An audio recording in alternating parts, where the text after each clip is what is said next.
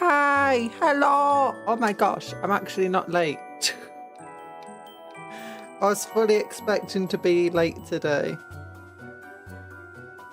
I don't stink, do I? Oh, I feel... Do you ever just feel randomly dirty? See, I'm not actually at the stream yet. I'll be here. I'll be here. Just give me a moment. Give me a moment. Oh. There we go. Had so many weird issues. I was... Ah! What's this? Phone just turned on. Hello, Lord Grandmaster. Hello, denizen of misery. Where are we? Where are we? I'm here. Hi! Oh, I feel disgusting today for some reason. Oh, I hope everyone's doing well today. I hope you're doing better than me, because oh my goodness, I've not been having the great past few days. Oh. It's not been good. My cat, if you weren't here yesterday's stream or you missed it, my cat was sent to the vet yesterday because on Saturday she basically just stopped eating, drinking, moving or doing anything. So they took her to the vet yesterday. And unfortunately last night she got hospitalised. They don't know what's wrong with her. They think it might be a urinary infection or a kidney problem. We don't know. So it's like, yeah, feels like the cat is having a bad time. Yeah, but also my godmother, she got basically all but confirmed now that she's very, very ill.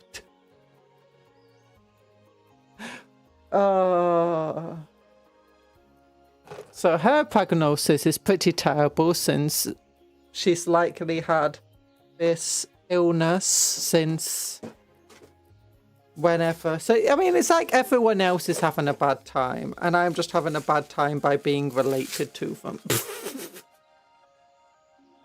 But hi to Lan, hi Denizen of Misery, Phil, hi. You're Christian? I'm Christian. No, although I did just have some, do you know those people who knock on your door? I'm like, hey, we're from a local church. We want you to come to the local. Yeah, I just had them knocking on the door as soon as I click start stream. But no, I do have godparents, because godparents is just a normal thing over in Britain. Having godparents.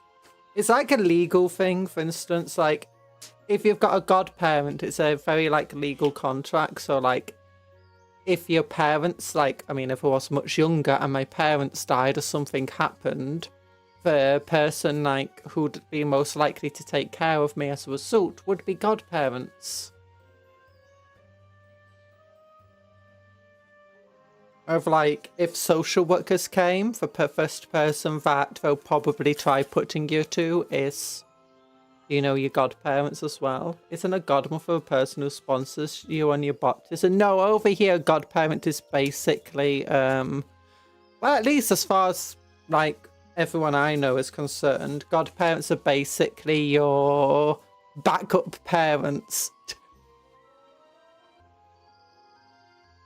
Yeah. That means Conjuror's being baptized. I can't believe it. No, it's a backup parents. You know, if you lose one parent, you got a second set of parents.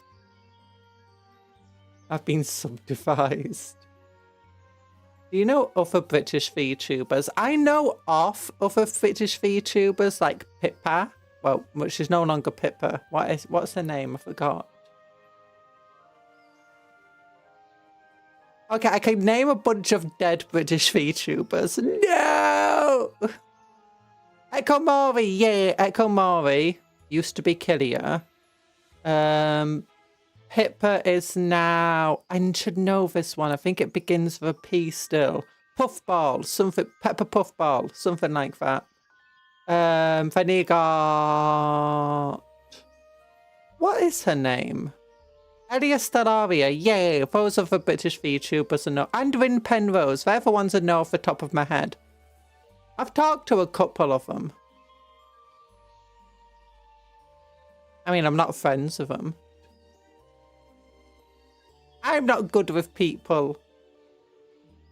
I don't know what... I don't have friends. Oh gosh, darn, my parents are broken. Better booped up for godparents while I put them up for repairs. Yeah, also it goes like the other way, because I think my parents were like the godparents of my godparents' children. Oh gosh, we can tell. We can tell. No, you can't say that! You can't tell that I don't know what friends are. You're like, oh my goodness, I would have never have guessed. You're such a sociable and good person. Oh. But yeah. When choosing a godparent set, Conjurer's parents did like a wedding flower throw, but for lawn darts, and everyone's trying to avoid it. No!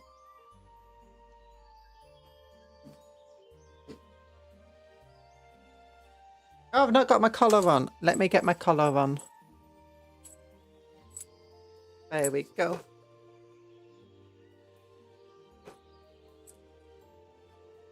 Also, I'm sorry to hear. Hope she gets better. My cat might get better. We don't actually know what's wrong with her. The doctors might now, but I don't.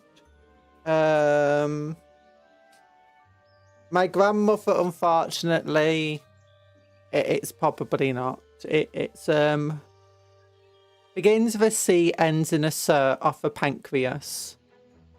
And the first symptoms appeared about 2 years ago, so yeah, it's unfortunately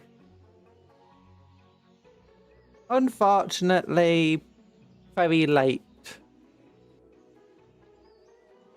And there's always hope, mind you, but still. YouTube hates the word, though.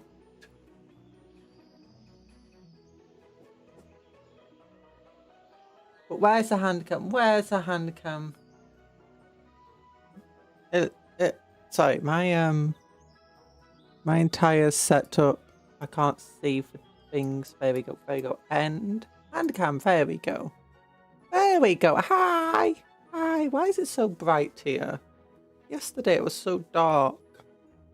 Is this what natural light does? Yeah, this is too bright to see, isn't it? Like, it's a bit blurry, right? Actually, without the little light on, it looks fine.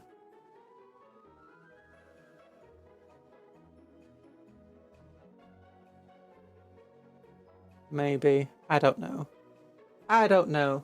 Conjurer never finished it, Oblivion remaster on stream. Yeah, I've never finished it. Basically, last time we played on stream is last time I played it, and I completely forgot it existed. In fact, I don't remember ever doing any quests. I did lots of quests! I saved Kafatch. I did the entire quest where we get Sean Bean to the castle. I did the entire quest line of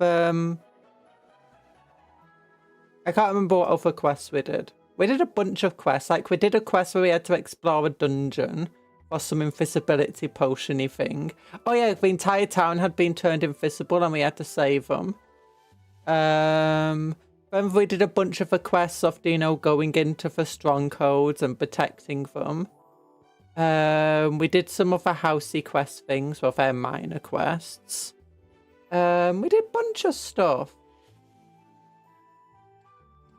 Oh, so yeah, that's how you play Bethesda games. Hi, Tony. How you doing? You did the house one to get the house. I did 2 house ones. I got the really tall frost peaky tower thing, and then I got the small house in the port. That was beautiful. I think that was it, basically. We were also doing some other weird quest where we had to collect a bunch of ingredients and stuff or something. I forget what. You never did the Colosseum quest line?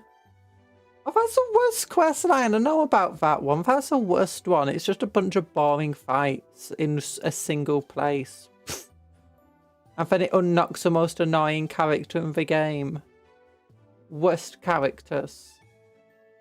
Do you know for one way you have to fight them at the end if they're like, no, I don't want to fight. So annoying. You better fight me, you jerk. You should do the Shivering Isles DLC. No, no, no Shivering Isles. Non-canon.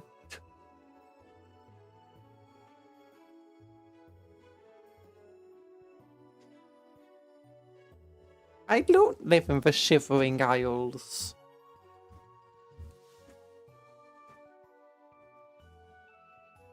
Okay, so we got our models here.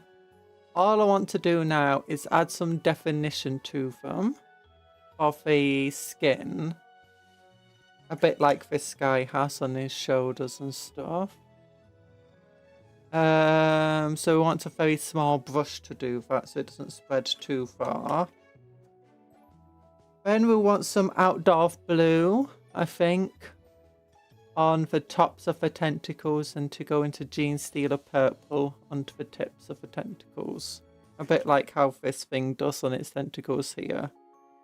After that, we'll have to just go over some of these areas of the base, these little stony bits, and then it's just do the base. I was thinking, because these guys have stealth, maybe we could, like, try painting some camouflage onto them. Like, onto the legs or whatever. Onto parts of them, but I kind of don't want to. It's too much work.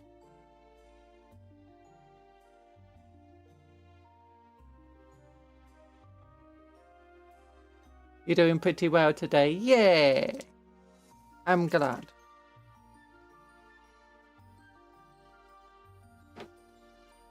Also, off stream last night, I did finish building the rest of those Genestealer cultists. And one more saboteur. Do you want to see the saboteur we made? I can show you the saboteur.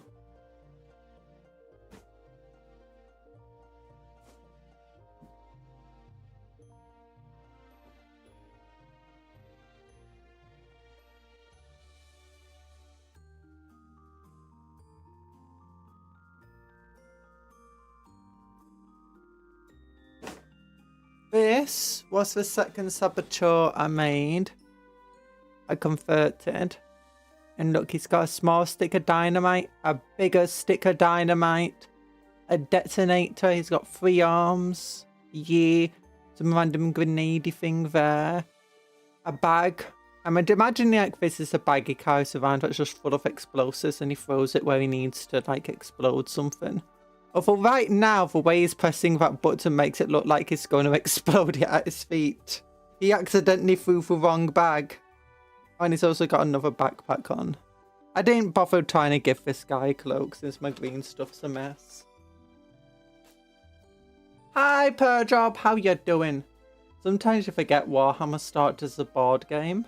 A war game. Yeah! It's not just started as that. That's still where most of the money comes from. For Games Workshop, the creators of Warhammer. Yeah,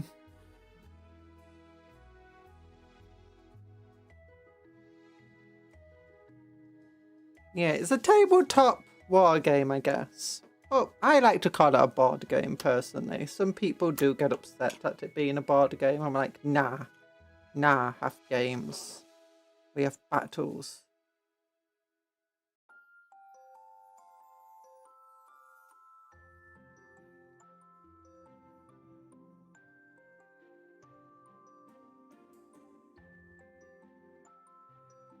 Most of the comes directly from Cupcake Conjuror. Yeah. I mean, no. No. I didn't spend all of my money on getting some drop pods and a chaplain. Because I have this habit of when I'm really sad and I'm stressed, I end up buying stuff. To make myself feel better.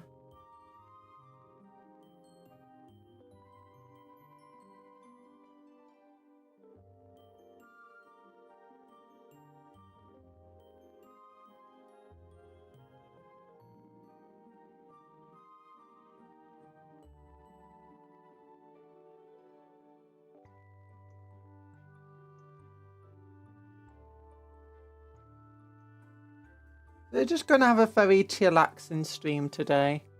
It's Chinese New Year today. They're a bit pricey. They are a bit pricey. You're doing a lot better recently. Nice. Yeah, they are quite pricey. I have a great thing about minis is if you're not doing like I do and just constantly buying new ones all of the blooming time, they are very, very nice. They're not too bad in terms of pricing, like.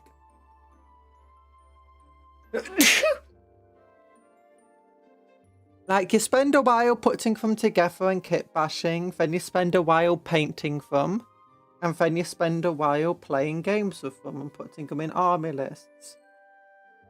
So, I mean, in theory, if you're playing with them as well, you should get like hundreds of hours of like, you know, worth from them. In theory, anyway. So really, you're making an investment. An investment in yourself.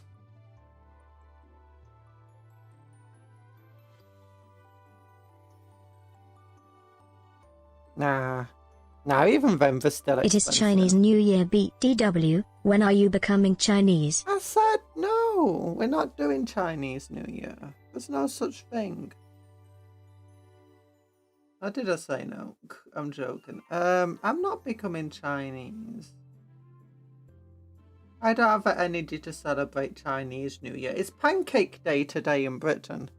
Pancake Day, Shove Tuesday.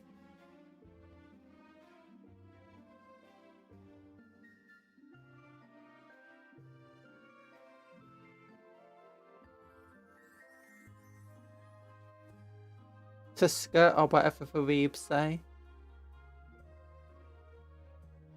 Not even one. Happy Chinese New Year. There you go. Oh yeah, I need to do the purple again. That's fine, we can do it after. We've done all the definition-y yellows. Yeah.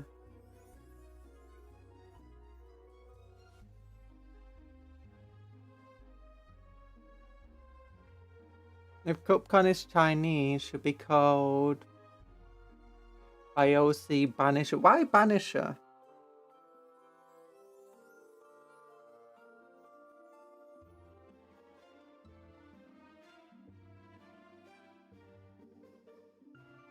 Oh, so we had a Chinese run in Crusader Kings 3. No, actually we didn't have a channel. I just did it in my own time, didn't I?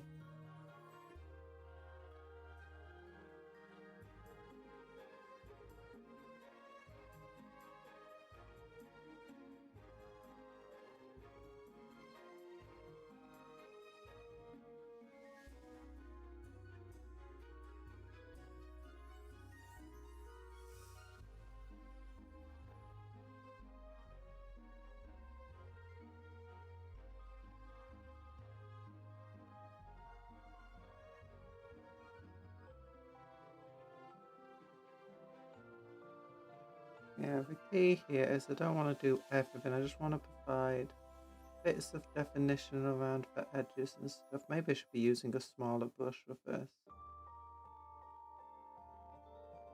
Matcha Maker. Oh, we're keeping on theme. Your name starting with the same letter. There's Chinese food at Vegan. Look. Look. I'd never banish cupcakes.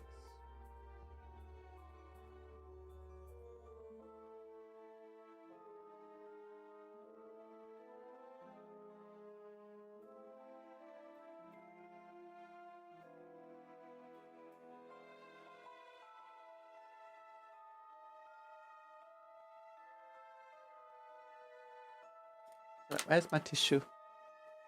I don't know too much about Tyranids outside of the very scary bugs that eat things.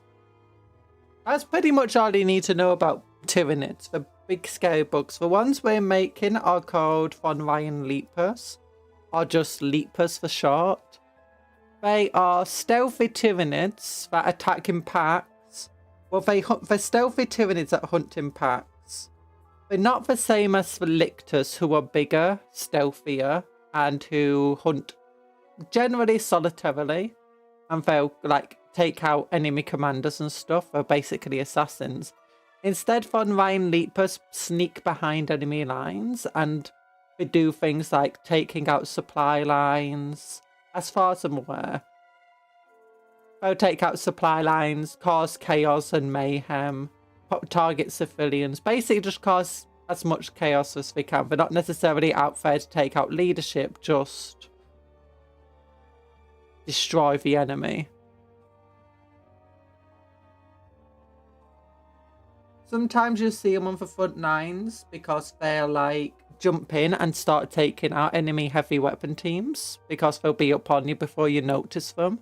So you don't have a chance to shoot them down. They'll take out your heavy weapon teams and your in-placed gunners, allowing for the rest of the swarm to then take over your front lines. Yeah, I call them Ryans. Tyranids, yeah, that's pretty much what they do. They're a hive mind, so they don't have like individual sentience. Instead, they share just one big old brain, basically. And they come from outside the galaxy. Like, there's basically an infinite number of them coming into our galaxy from outside the galaxy. And they're attacking from all sorts of different directions with different types of hive fleets. And they're constantly evolving to, you know, kill people better. And they want to devour the entire galaxy, move on, and then go and attack the next galaxy and the next one after that. And we don't know how many galaxies they've already taken out. The Leapers are stealthy attackers that attack once every 4 years. What? Oh, leap years. Oh gosh. We also celebrate birthdays every 4 years. Extraterrestrial Bossin. So yeah, they're a cool army. There's also another group of Tyranids though called Gene Stealers, and these ones, sometimes you find things like Leapers and especially Lictors and stuff like that. Like especially this type of lictor, which is called a... Oh, what's it called? Neurolictor. They have a big old brain. Basically, they're like mini hive minds themselves, or they have connections to a hive mind even very far away from it. But lictors, which are bigger versions of these guys who are stealthier, they have a lot more intelligence, like individual intelligence, and they often scout far ahead of the hives. So they're not always linked to the hive mind, and I think Leapers are very similar. They're not always linked to the hive mind, but generally they'll instead like form a bond with a local lictor or neurolictor. Basically like a mini hive mind working for the great hive mind. Well, then you have Gene Stealers. And Gene Stealers are... They scout even further ahead of the hive fleets. And they form their own miniature hive minds. They're a lot more intelligent. In fact, it's shown that they might even be sentient beyond the hive. Or at least it used to be, sort of, I guess, in the lore. But one of the things that they do is that they literally steal people's genes. Not the ones that they wear, but like your DNA. And they'll implant new DNA inside people and turn them into mutants. And these mutants will be then linked to the Gene Stealer hive mind, like its own mini hive. And the people will breed, they'll have Gene Stealery children, and they'll get new people to join the cult and be infected. And their entire thing is they basically foment rebellion on planets and worlds and in entire empires. before the High Fleet reaches them. So by the time the High Fleet arrives, the Gene Stealers have like destroyed much of the local military and resistance that would stop the Tyranids. And then the Gene Stealers think the Tyranids are like gods coming to save them.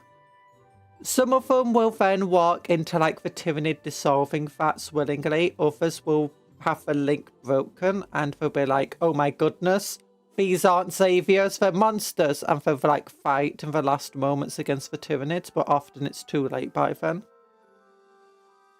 So yeah. So Tyranids, they can be a bit complex.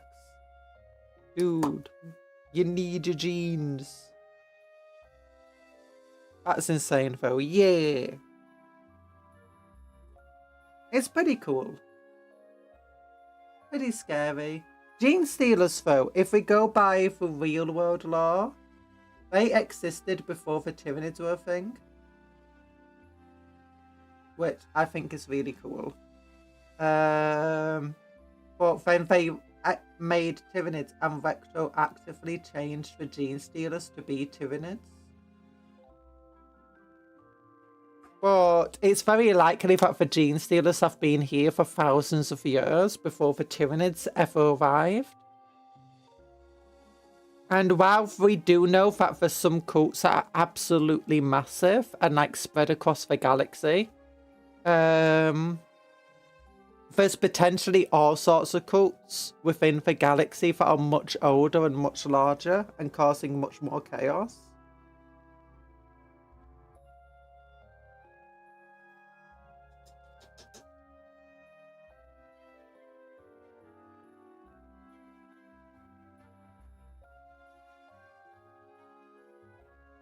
Mycelium.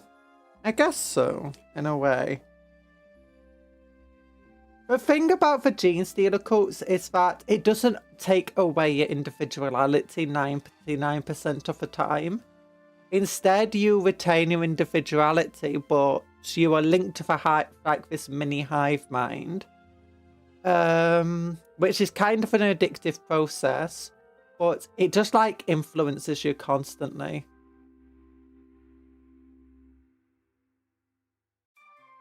Just influences your thoughts and your feelings.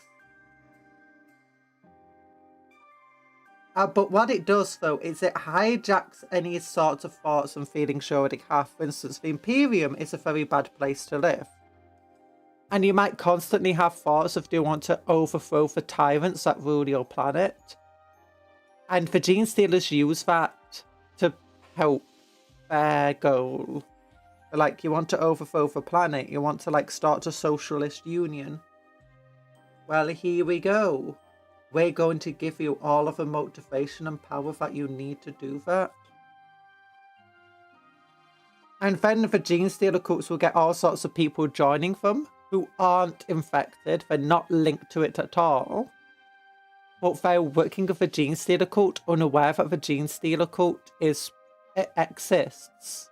They just think they're rebels and they're trying to overthrow some bad government. And as a result, new rebels will join.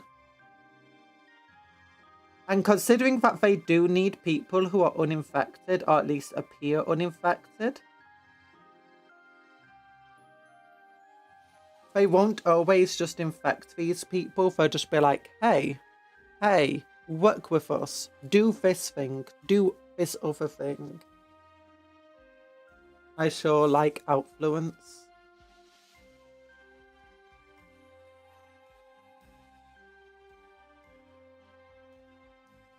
Yeah, sort of.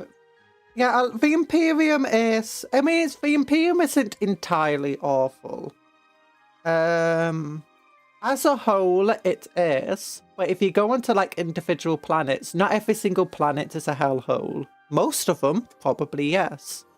Where most of the population is, probably yes. But not every single planet is a hellhole. Not every single ruler is terrible.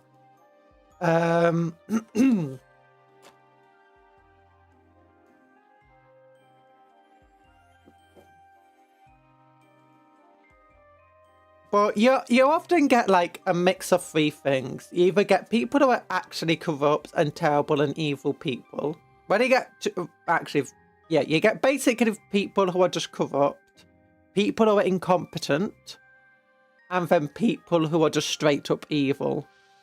And those are like the three major people that make up most of the ruling class in the Imperium. And often they are more than just one of those things. So it's not a good thing being inside the Imperium at all.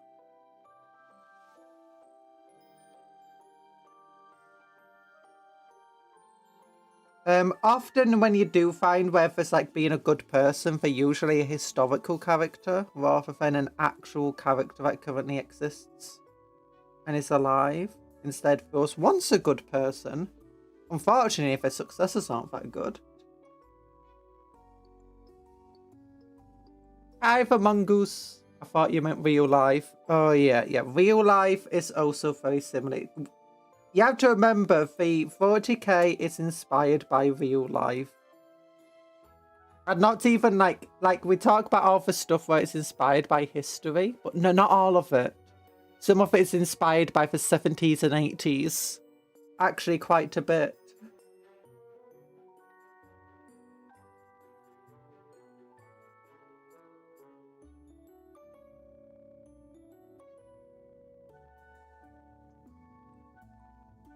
You're forgetting the commands. Hat. Yeah, hat works now. I changed the command to hat. Wait, is it let me check the description. I did edit the descriptions, but oh wait, no. Yeah, boss hat. I just update the description. Boss hat.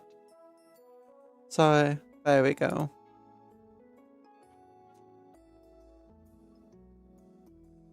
Yeah, hat works now instead of boss hat because boss hat kept getting automatically blocked by the YouTube moderations, and it turns out because yeah, I can't even say why without YouTube bonking me. I'm afraid to try command because stream avatars should work properly now. In theory, assuming my computer didn't break again.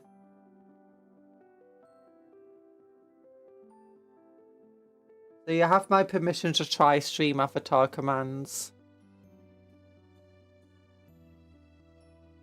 40k would be better if we had more. 40k has lots of big hats.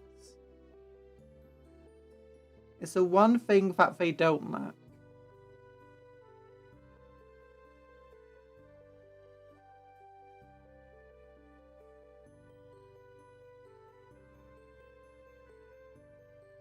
You say that, but can't wait for a reason to yell at me.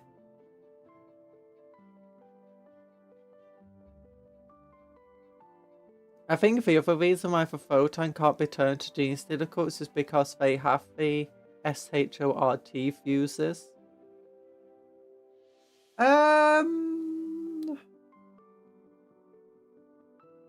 I think Photon can be affected by gene stealer cults, but because they, you know, actually care about their society and their people and stuff, it's harder for the cult to ferment and take hold.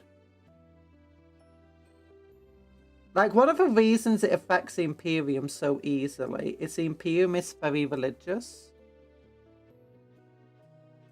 So they take over like that religion, the entire idea that, hey, what if the Emperor had 4 arms?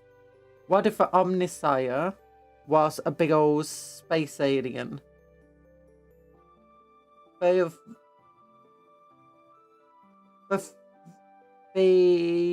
kin, though, while they do have like this religious reference of the photon cars, they're equally something that they can actually see. And it's physically fair. But on top of that, the photon of the League, sorry, they actually care about their people and their population, so it's very hard for the difficult to take place without it being noticed immediately. Similar to the Tau.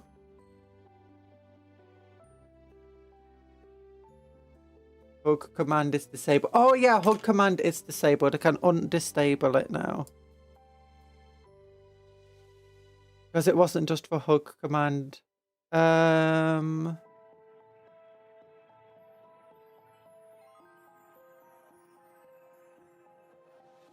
Okay, we'll connect again.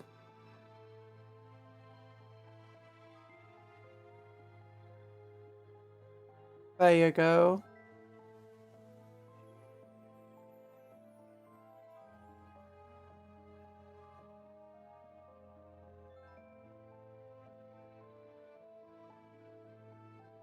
Punk.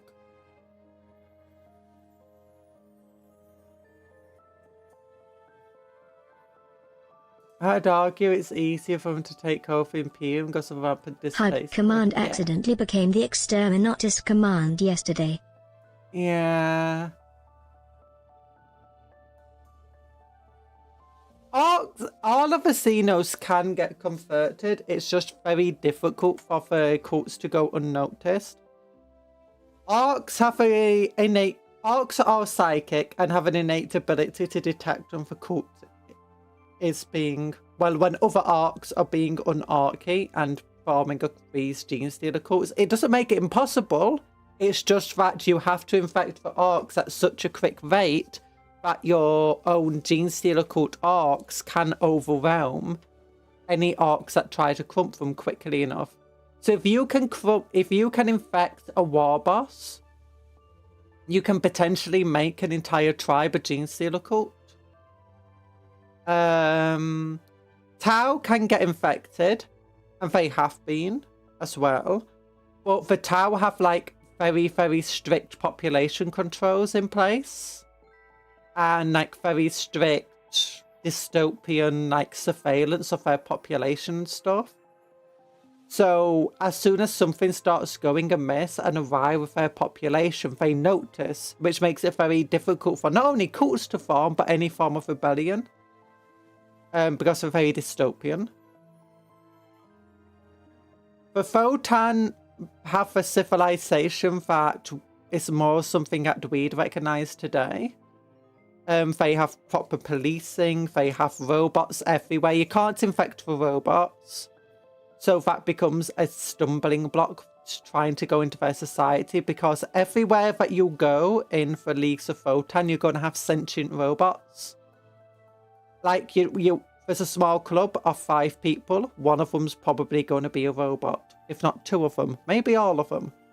And you can't just infect a robot. I mean, it could probably override its commands and stuff and, like, inject a virus, but it's going to be difficult. Steeljack's Ascension. Yeah, all of the robots in the Leagues of Photon are, at least the ones that have the little heads that you can see on pretty much all of the robots. Like, pretty much any of the ones that look humanoid are intelligent. Some of the drones aren't intelligent, they're not sentient, but... what else is there?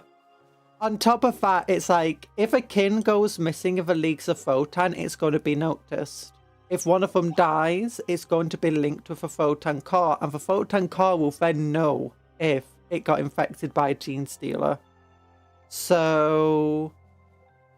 it's going to be very difficult over there. Similarly, for Eldar, they have proper societies. They police their population. The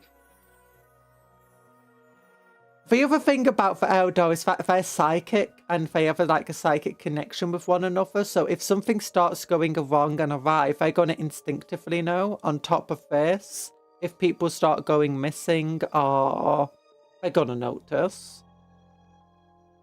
And on top of that, they just generally have much more advanced technology. So, like, it's very difficult to infiltrate an Eldar world without being noticed. It's very, well, I say an Eldar world, a craft world. So yeah, it's entirely possible that there's a gene stealer cult within the Dark Eldar, mind you.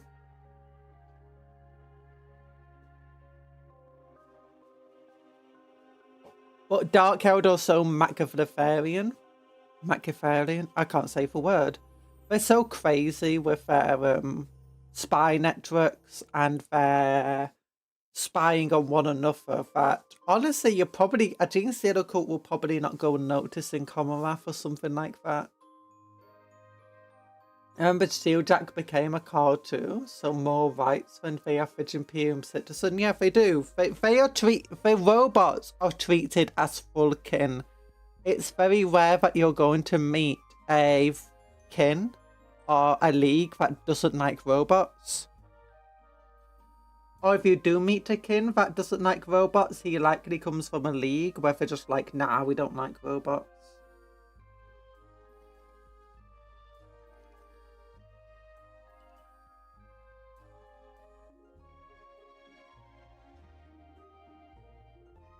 I feel like this brush is a bit too big.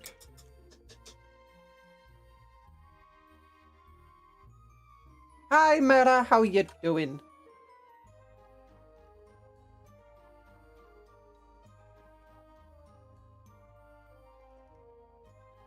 Remember Wentao seeing the Titans for the first time? Yeah. I didn't think that they were real. I think it was Warhound Titans. I didn't think the Titans were real at first, and then they found the Titans and were like, oh, they are real. And then they sent a Manta in and just blew them up. Because for some reason, whatever commander decided to deploy the Titans didn't deploy air support.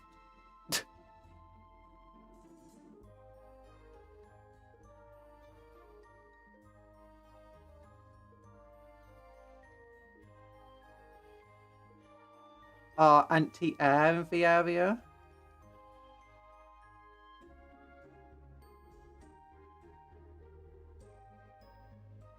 There's been multiple instances though where the Tau have been completely incapable of dealing with the Titans, and it's one of the reasons why you have the Tau North supremacy, and there we go.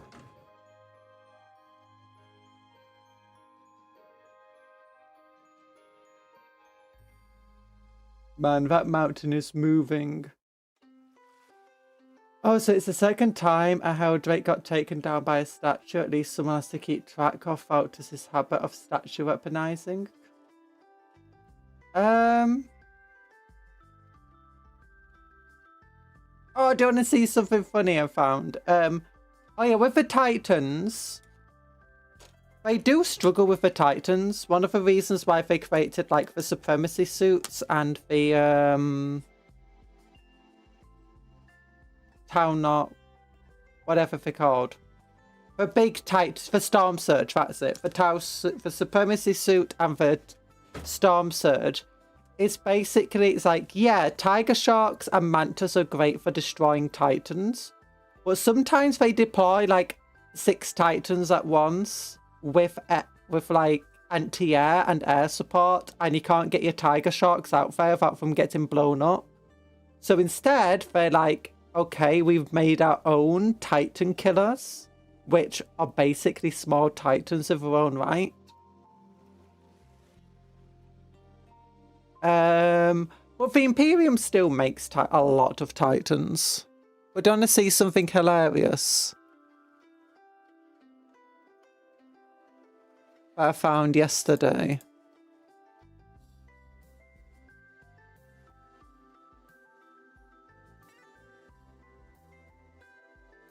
Nothing. There we go. Yeah, do you know where we think Titans are very big? And it's like, that couldn't exist in real life. Yeah, this thing for Bagger. It's a very real thing, and yes, this is scale. This is actually the scale of an Imperator Titan versus the real life Bagger.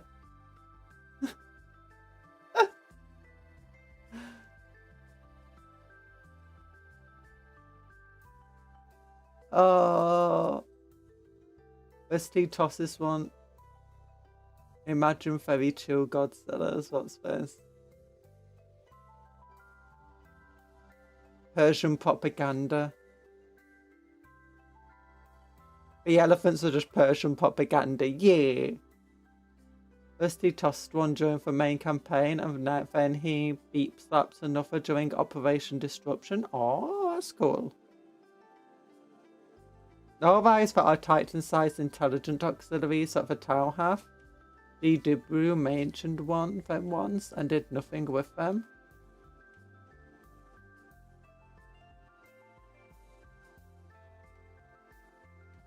That sounds fun. Imagine very chill Godzillas. Maybe they were planning to make them, but that's like before they decided to stop with the Ford Road stuff. Don't forget the Emperor Titan that's twice the size. No, this is an Imperator Titan. This is the Emperor Titan. Right here. A Warlord Titan is like down here. Reaver Titans would be like here. Warhound Titans are like here. Then Knights would be like here. Then a Redemptor Dreadnought would be like here. Space Marine like here. And then a person like here. Actually, probably a person's a bit smaller. Then Space Marine. Then Boxnaut. Then Redemptor. Then Armiger. Oh yeah, Armiger. Then Knight. Then Warhound. Then Reaver. Then Warlord. Yeah, something like that. Funniest thing is GW gave the first model of the previously only mentioned Tau Auxiliary race model to the Chaos Marines. I know! Hopefully that means we'll eventually get a Tau version.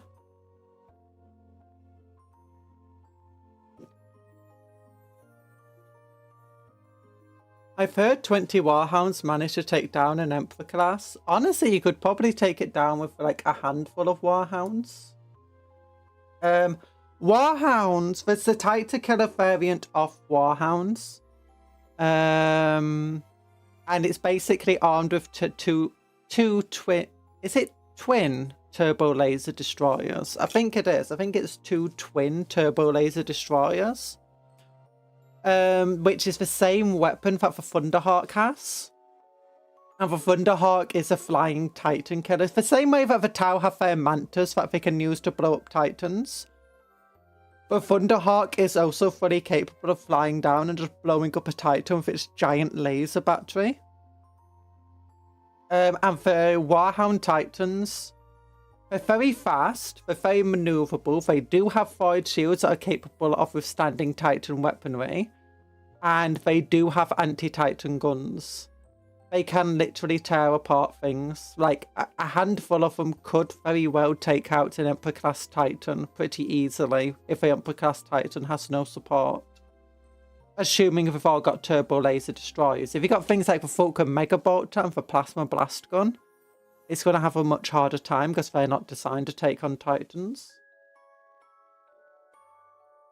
Hopefully a kill team. I'm still hoping that we get some of the Dark Eldar Xeno stuff. Like the Beastmasters and stuff. Like in kill team. Keep in mind it's during the Horus Heresy. Yeah. Warhound Titans are still pretty common, I believe. Like, they're mass-produced. Imperial Knights are still mass-produced. The only thing that's not mass-produced of Titans, effectively, is the cockpit of them. Basically, of both Imperial Knights and Titans, you've got this area where the Knight or pilot has to sit and link with the entire suit, and it's basically called something throne, but that's very expensive and very difficult to make, and a lot of Forge Roads don't know how to make them. That being said, the Forge Roads that still know how to produce them en masse. But yeah, Imperial Knights, Armigers, Warhound Titans are all produced in massive numbers. Warlord Titans are still produced in relatively decent numbers. Emperor Titans are not, if they don't really know how to make them anymore. I think there's still a few planets that do, just they don't know.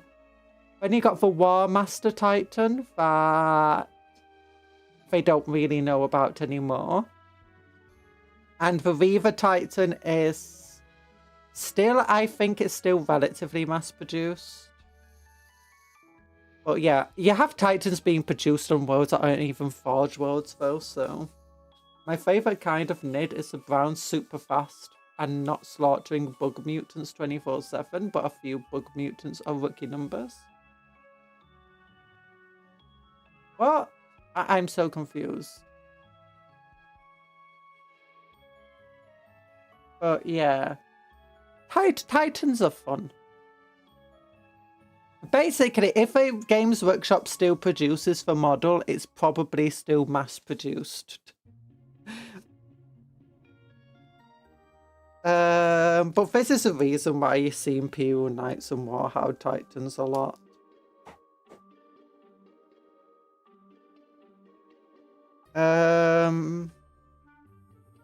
Don't know what you're referring. I have no idea what the bug mutant thing is. Yeah, Warhound Titans are... I actually have a Warhound Titan. I'll show you. I'll show you what the Titans I'm referring to. Ba, ba, ba, ba, ba, ba. We can go over here. Horus Heresy. Traitor Space Marines. Force of the Cult Mechanicum. Force of the Emperor.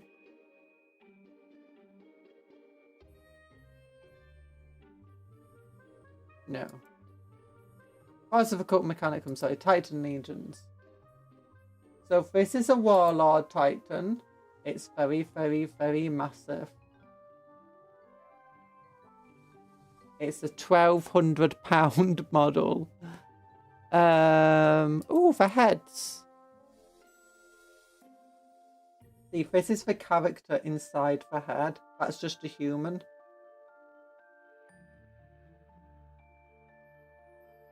Very massive model. This is the Warhound Titan, which is a lot smaller, but still a massive model. There's some people inside the head. It's so big that I'd struggle putting it on camera. This is the Turbo Laser Destructor. That is like an anti-Titan weapon. And this is the Reaver Titan, which is it's bigger than a Warhound, smaller than a Warlord. Again, here's like the people inside the head of it. Absolutely mad. This is actually my favourite version of a Titan. I absolutely love the design. They do sell smaller versions. If we go over here, other games, they've got another game called Adeptus Titanicus. And these are smaller versions of the models. So this is like the War Master Titan. That's not produced in the 40k universe. And same with like this one. And here's like the Warhound Titans that are much smaller. Oh, Armigers! Which are even tinier.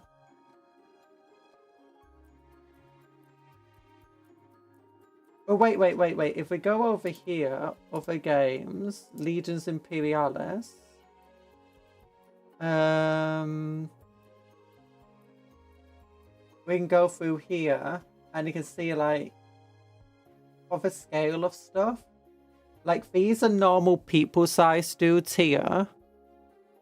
Then you get bigger and bigger and bigger, but never to the size of, like, the Titans. There you go. And you can use Imperial Knights here and Titans and stuff. Pretty cool.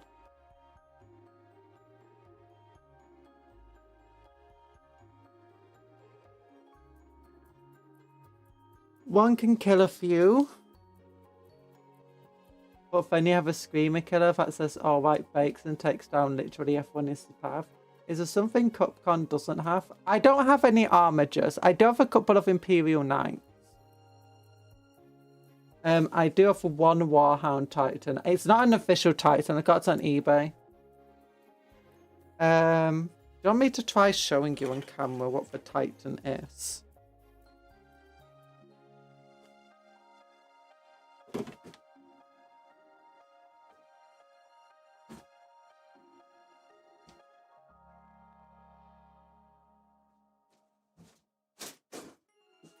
Oh.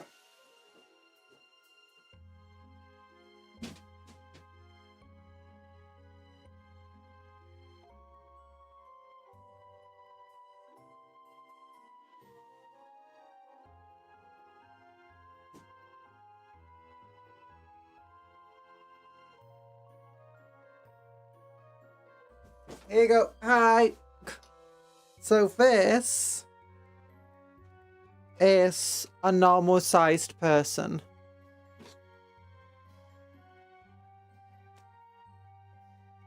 But even with Titans, they can be taken down. Yeah. This is the size of Von Ryan Leaper next to a normal sized person. Pretty scary. This is the legs of just an Imperial Knight, which is much smaller than any Titan.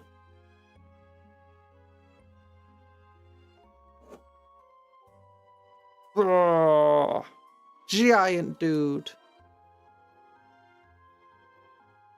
Pretty huge. The people sit inside the main body there.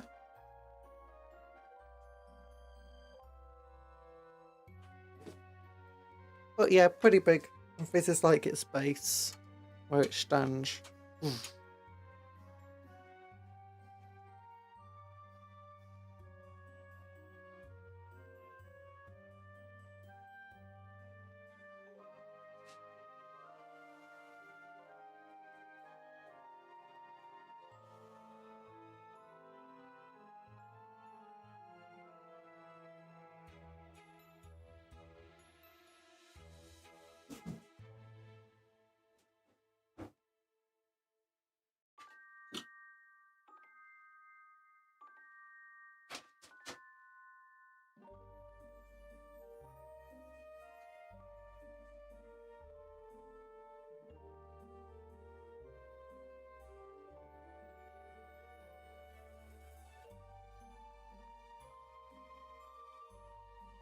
And here is Warhound Titan. Turn that light off. Yeah, absolutely massive hunk of resin.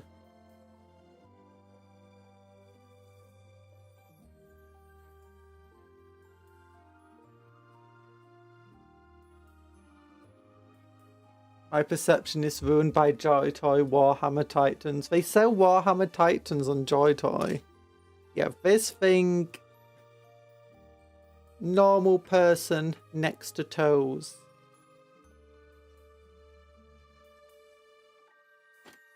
Oh gosh. Stop catching cart on my gloves, model.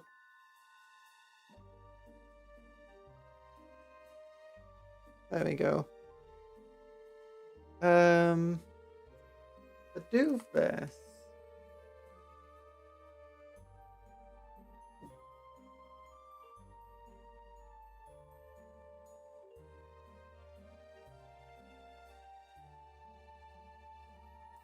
There you go.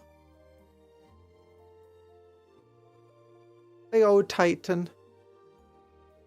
It's huge.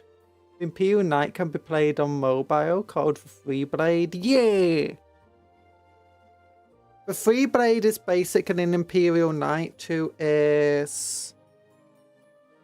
Wait, I forgot. He's got a little cape on the back with green stuff. I'm going to take that cape off, I think. Yeah, because I keep breaking it off. Just scrape away all the green stuff.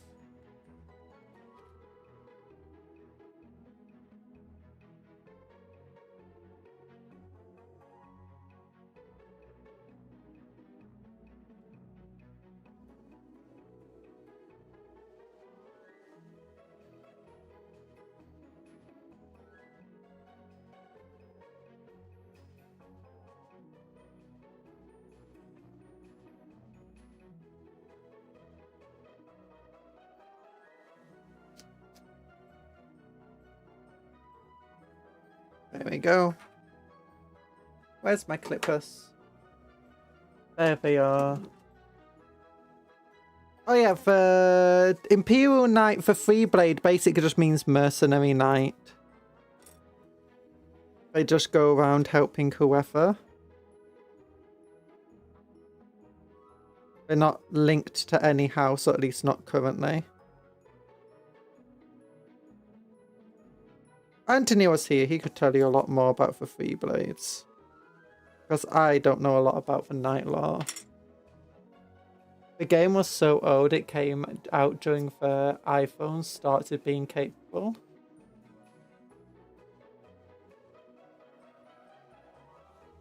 Yeah. In fact, is when it comes to Titans, you have to remember one of the reasons Titans are so small compared to what you might expect is they have to be playable on a battlefield. And when it's this massive, it's generally going to be quite difficult to play it.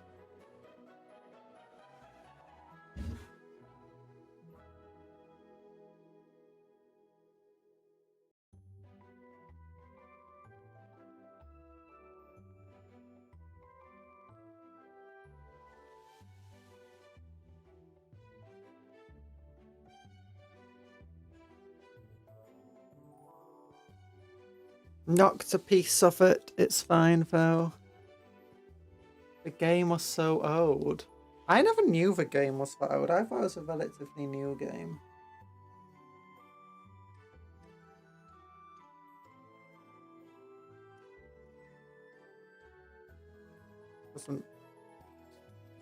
That being said, I didn't really play these games.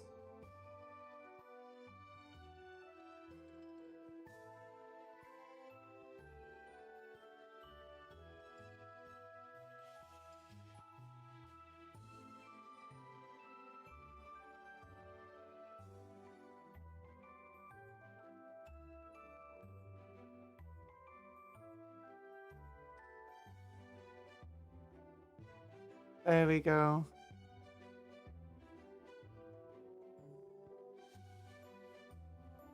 Some people played with room-sized boards, so they can play a Titan with its fair size.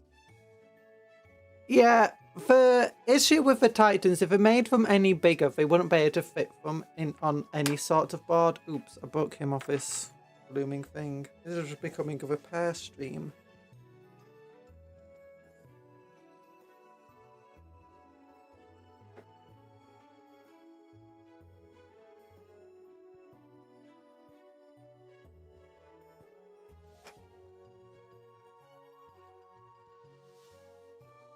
Okay, I'm putting him away.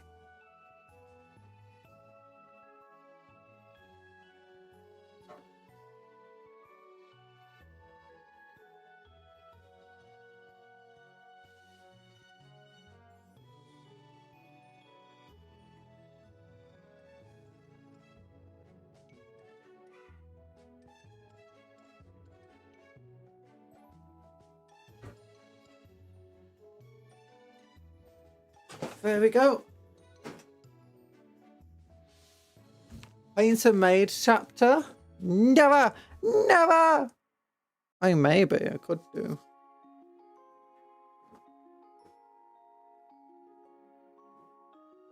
Yeah, I have played with like Titans on the battlefield before.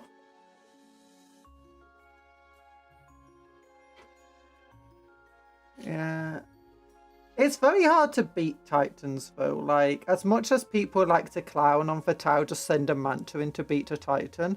There's a few reasons why, outside of right to convenience, that doesn't really work very well. The biggest reason is, it doesn't really matter how powerful your railgun is. They've got ship-sized void cannons, void shields on them. Like the types of things that protect, you know, battleships. You're going to need a pretty powerful cannon to deal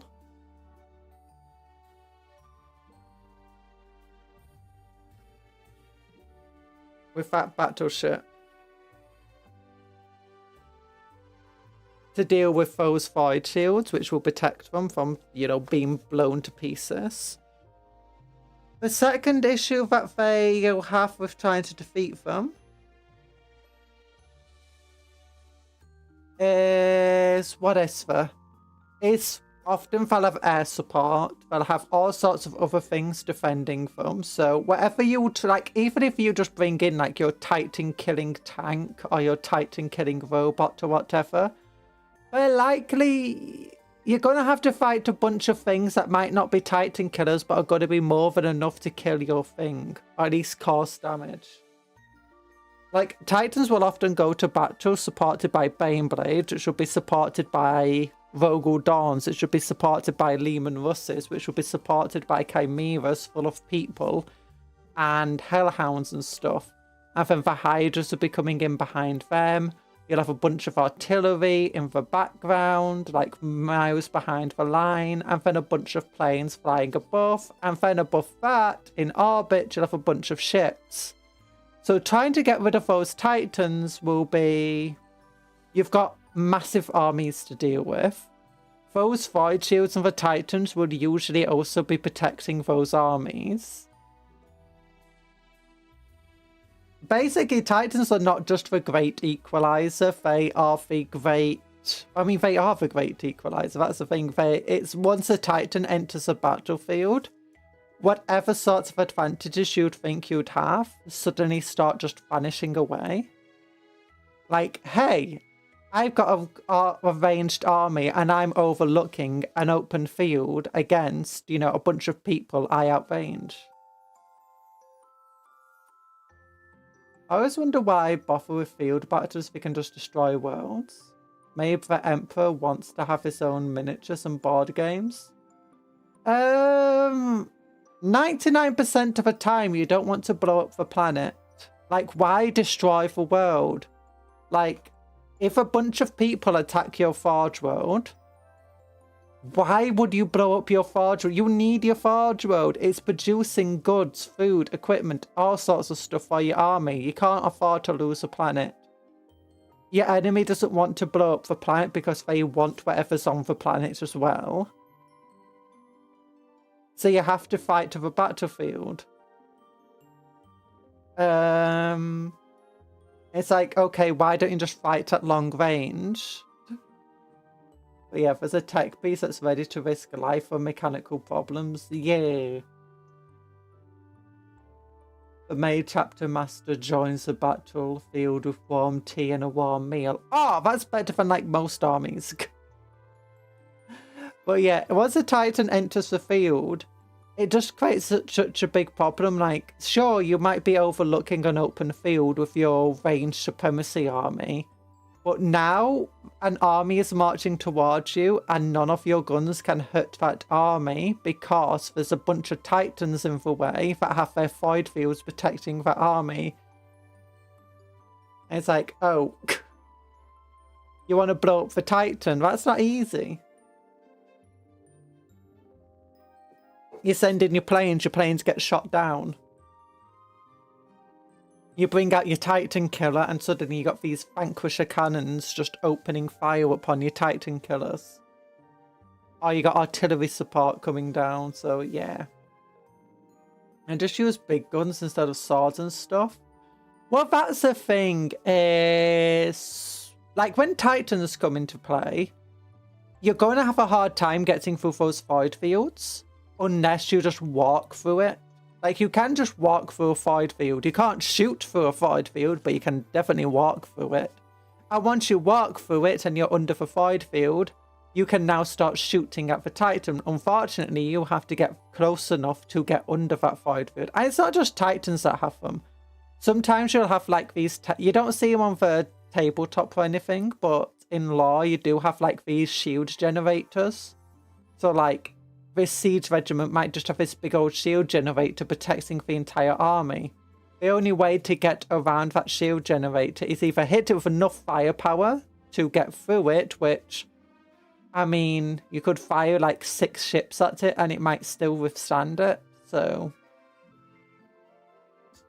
suddenly it's best to try going under the shield And now you're in close enough proximity to where you have to like start stabbing. Other options is it's like when your enemy is the Tau and they outrange you and they outshoot you in every single way, the best thing to do is, you know, get up close and personal with them. Sure, you've got big ships that you can shoot down on their lines, but don't forget there's orbital cannons. Your big ship is worth a lot more than just a couple regiments of soldiers who you can drop down onto a planet and just take out the town of the planet. You can fly your big ship into place, but now it's being threatened by orbital cannons on the surface, and your own enemy ships are there to fight your ships.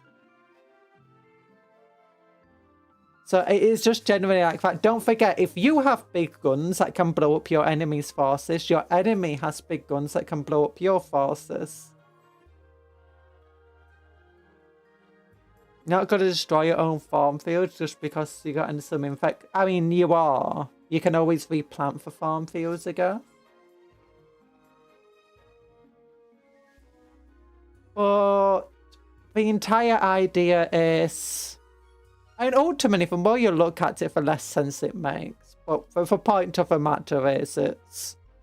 You have to fight battles that are up close and personal because it's the only option, effectively. In situations where you can get your big guns to focus onto an enemy, sure, you can do that. We don't talk about the Allegrian planet. Wait, what's that? But, like, I mean, if you got like an orc tribe or whatever that you need to deal with, and you do have a spaceship in orbit that's capable of just obliterating them, you might just get that spaceship to obliterate them and I hope it doesn't accidentally destroy your city instead. Which they might do. But, yeah. What else is there? Well, if those orcs have their own spaceship and they have their own orbital defenses and stuff, suddenly you now need to get close to them. Or if they set up a giant field generator, suddenly you have to get close to them. If they've got their own stompers and stuff, that have their own field generators as well. Even Nurgles avoid the planet. Oh.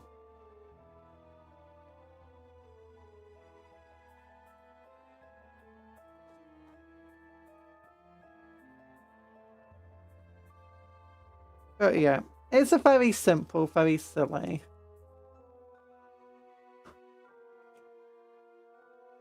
The reasoning might not make a lot of sense to us, but...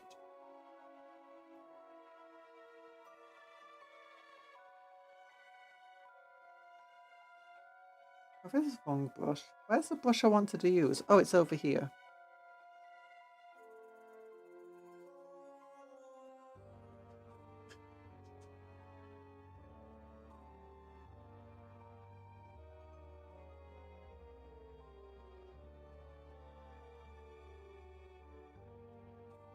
Planet where the... Oh, Agri-Worlds. Oh no, Agri-Worlds are constantly fought over. Especially by Tyranids. Agri-Worlds can be extremely dangerous because of the amount of pesticides and like toxic stuff on the planet.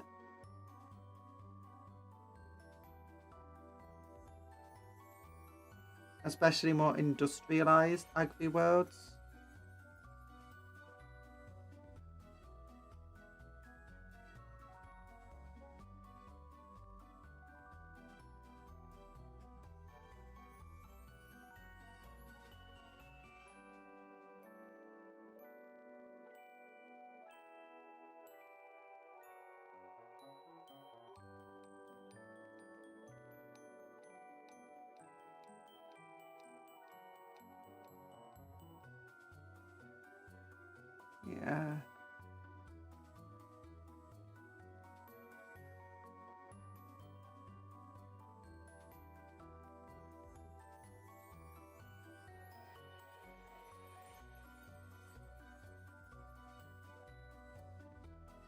Other reasons is often like the stuff that you want to do on a planet and in battlefields where you want to get like hold of something important or vital of a war effort, and you don't want to send your entire army to go and fight down on the planet as a result.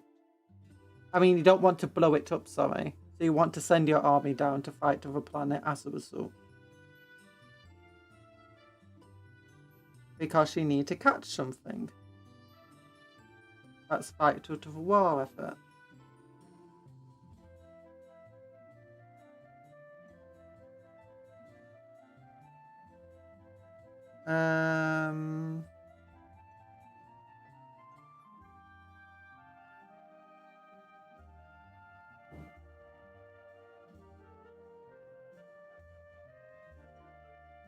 If ships are planet size, why not make a planet ship? There are planet ships in 40k. Most ships in 40k are not planet sized though. You do have a few super massive ships. Like you got craft worlds that are basically small planet size, and they are worlds where people just live on them. Most of the massive ships in 40k do have like a permanent population living upon them. Like in the Imperium, like Imperial ships, I mean. And they'll be living there for generations.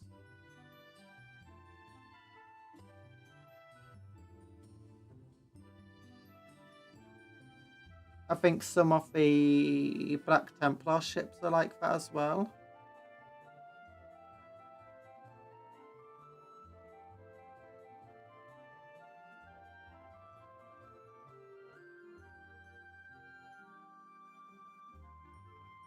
We have a planet-sized man.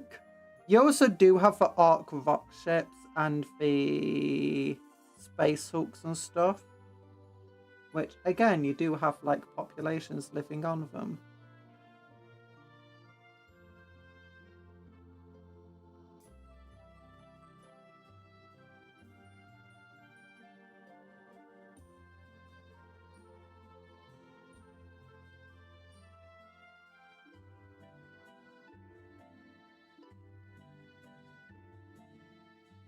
Gosh, there's a lot of this guy that needs fixing up.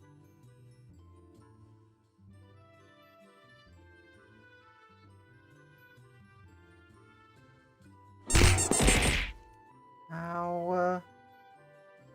Hi, Branwy. Hi, Mal.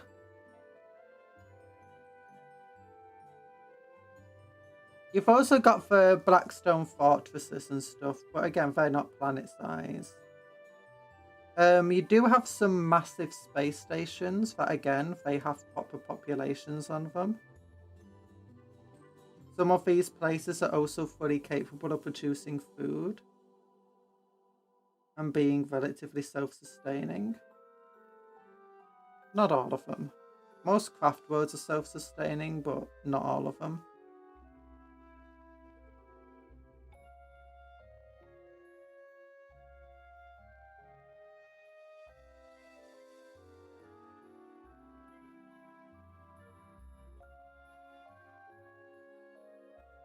There we go.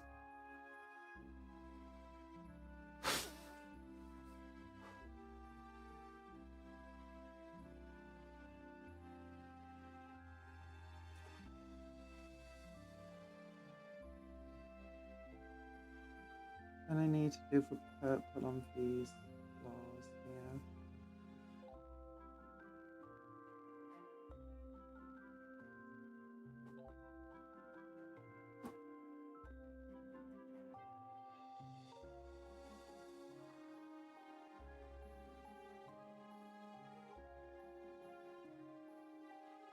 There you go.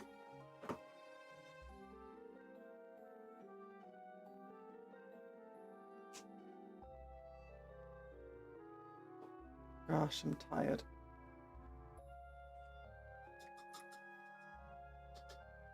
We've been talking about Titans and stuff. I got very distracted.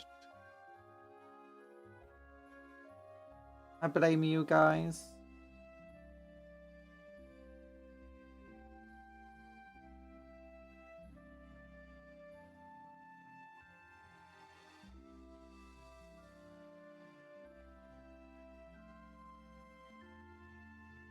How do you make a Krieg happy? Give him a shovel. Give him a trench club.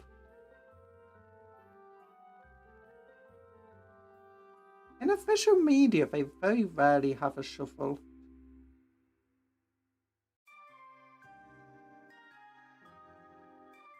That's like their main weapons.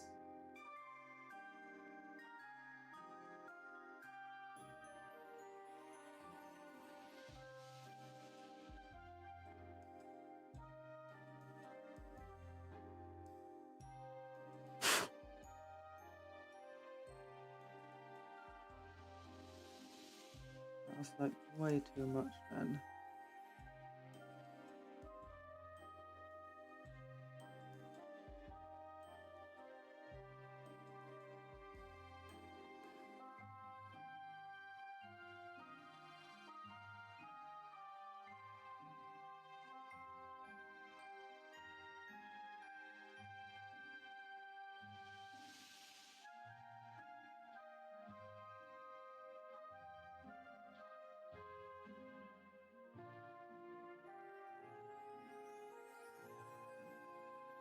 Tyranids are super scary. Tyranids are super dangerous.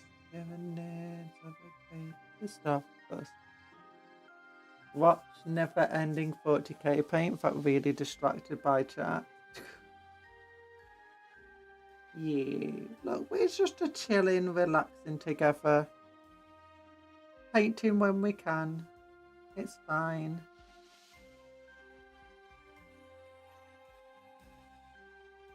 I've almost finished these guys.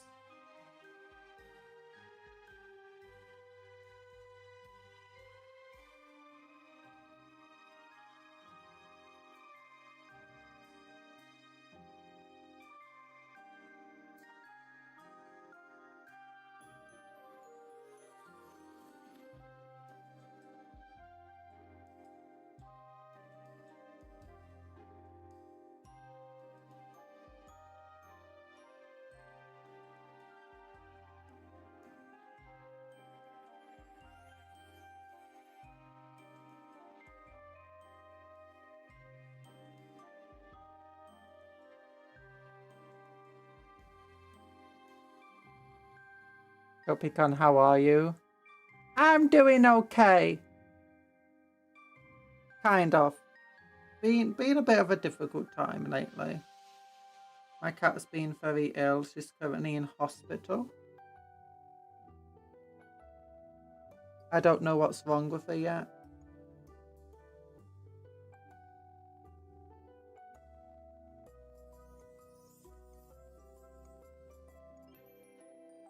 So I'm a bit down.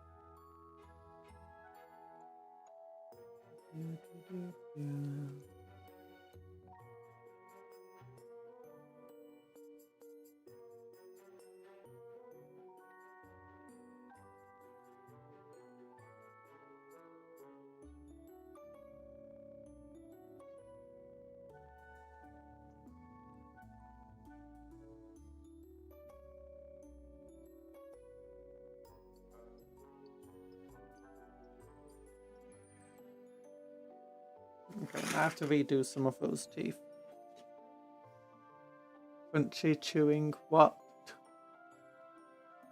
Is it wrong to make a salad with nids? They seem crunchy. Don't eat the Tyranids.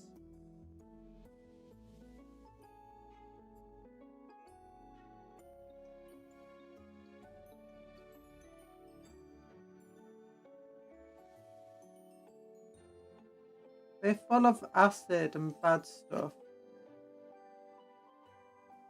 You make yourself ill.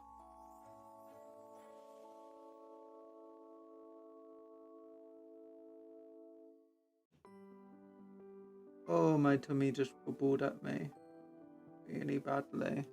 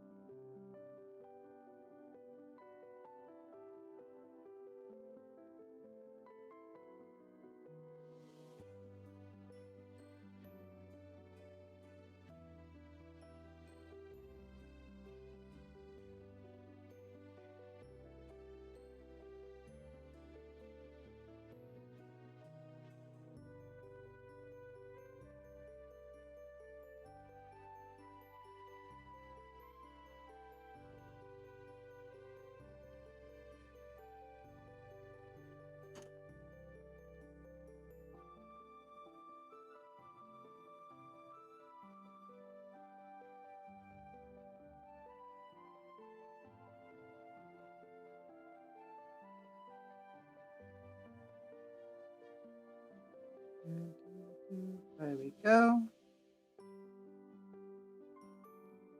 Can't adapt me whole frying pan. I mean, they can, kind of. The main issue is it's full of acid. Don't eat the Tyranids. You'll get very upset tummy tums.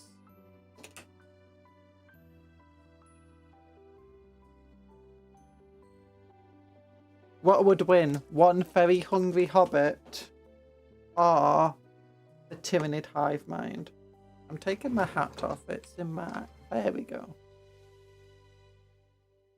Hard to see what I'm doing with that big old thing covering my eyes.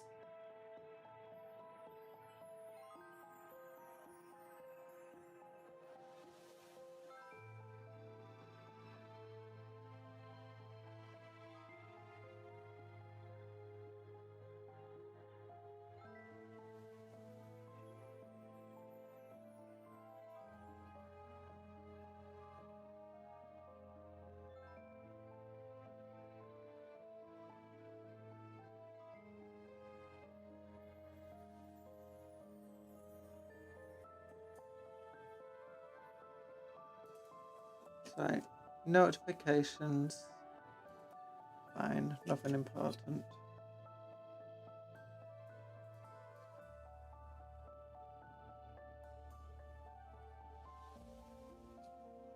Don't eat Tyranids, don't drink glue, don't eat the forbidden paint. Is it even worth it? Yes, just eat food. It would be cheaper just to eat normal food.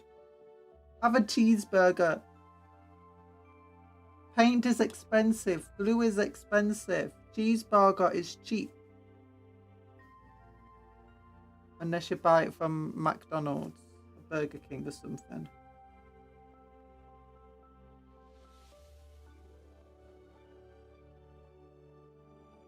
Oh, my tummy is so bubbly right now.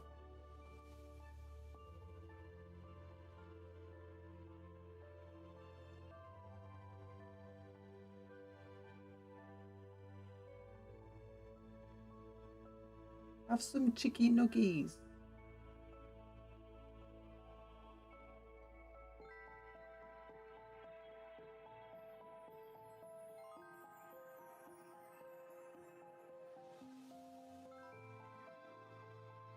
I'll change once you're president. You're not president.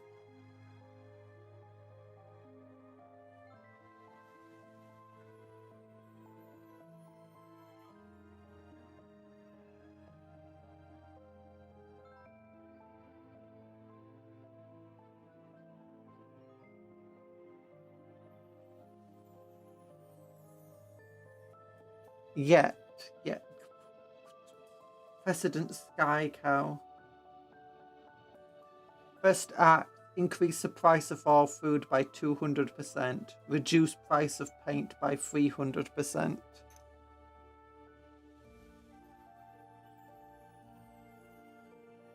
New food pyramid with paint at the top. And glue.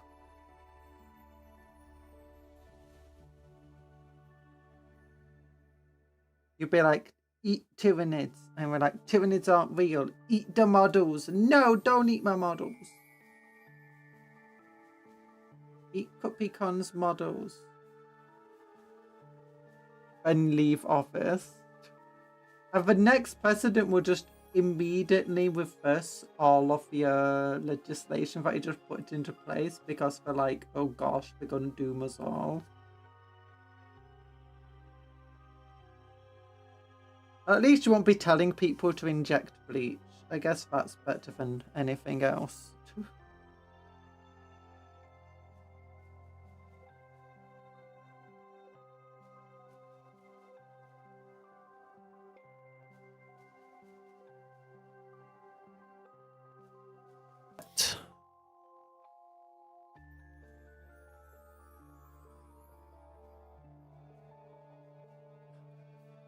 There we go.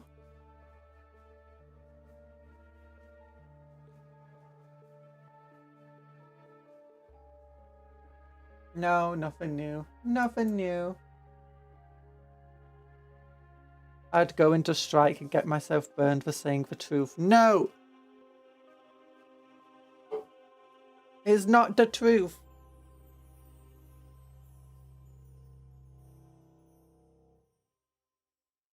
Paint is not tasty. Glue is not yummy. It's bad for you.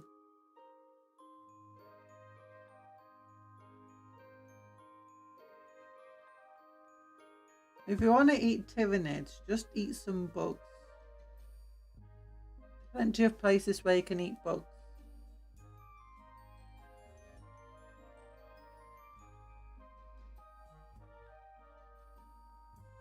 Oh god.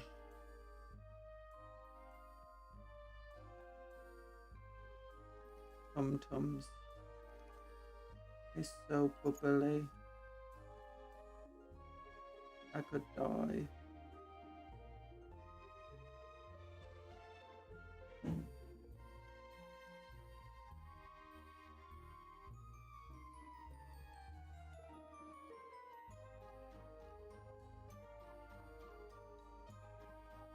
There we go.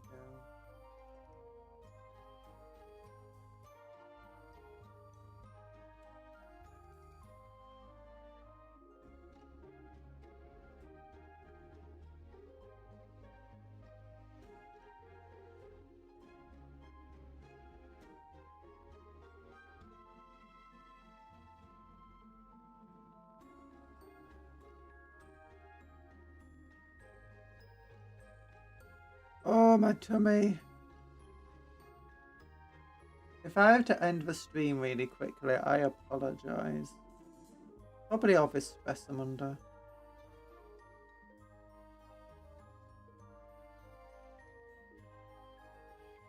I feel like my tummy is very bad. Just, I think I ate too much yesterday and last night.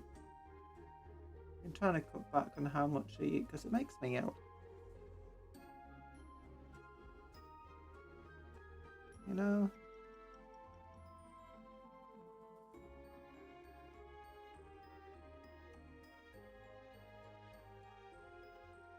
When stressful stuff happens.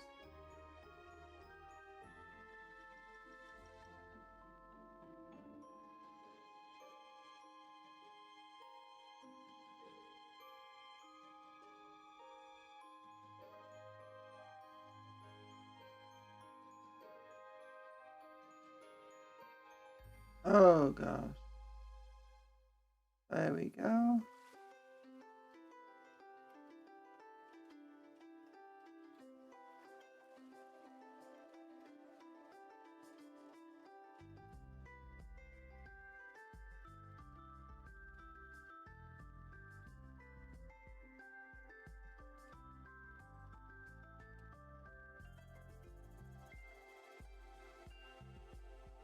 think after I've just finished this little bit, we'll take a bit of a break on stream.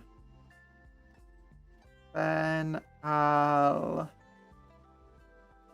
come back and I'll do the entire correcting a few things on the models.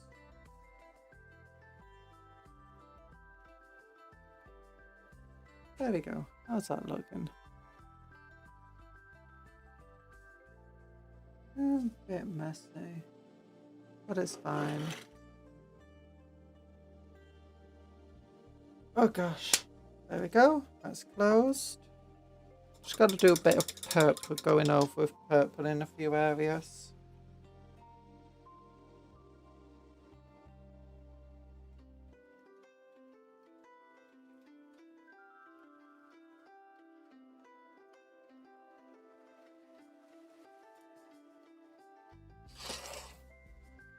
But yeah, let's just take a little break for now. We'll take a 10-minute break for exercise and stuff. It's not good to be sedentary for too long. So we'll be right back. Don't forget to like the stream.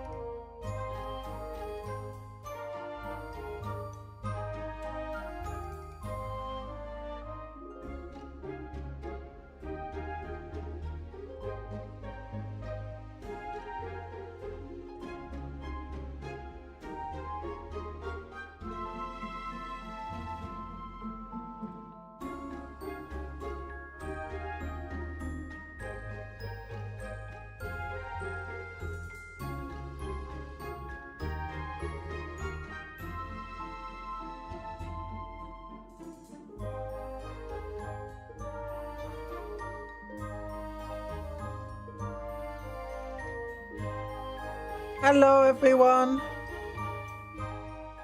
I'm here. Hi. 19, 18, 17, 16, 15, 14, 13, 12, 11, 10, 9, 8, 7, 6, 5, 4, 3. Ah, it's gone. But hello, Greg Johnson. Hi, everyone. I found out more about my cat now. That's ill. She is, we still don't know exactly what it is. The antibiotics have brought to, her, what's it called? Her fever down, it seems like. She's still not eating, but they think it's now a pancreas issue.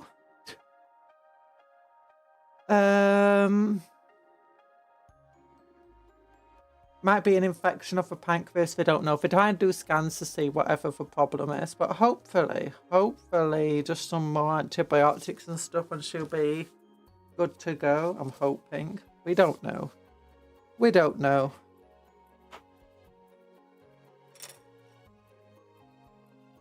All we can do is hope. Hoppity hoppity hope.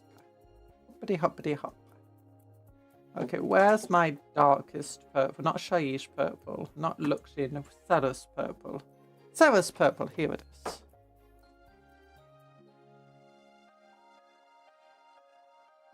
Oh gosh. Very expensive.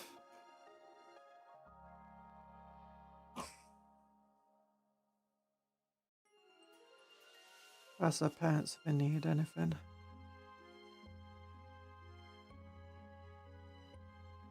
Okay, there's a lot of little spikes here. I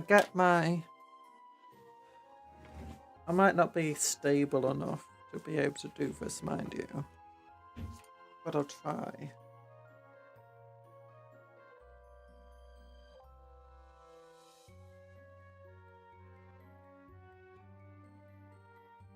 Certainly try.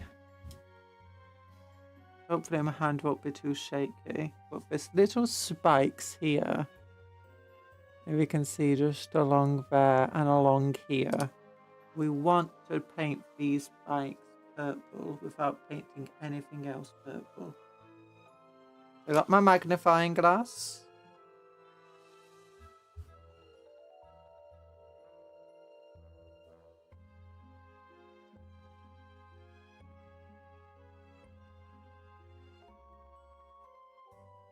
When you're using a magnifying glass, depth perception is very difficult.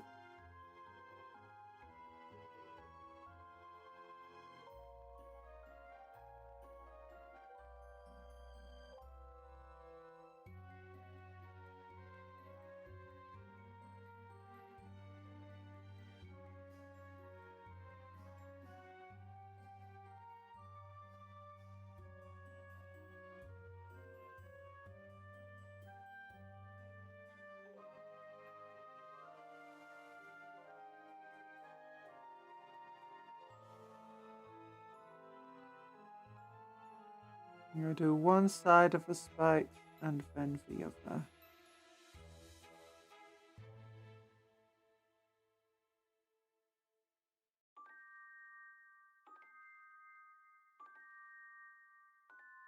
There we go. But how's everyone doing at the moment?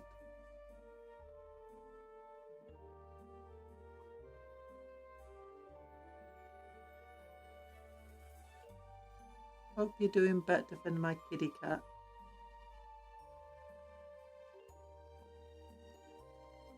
We have no idea what's caused it. They said it looks like she might have been poisoned.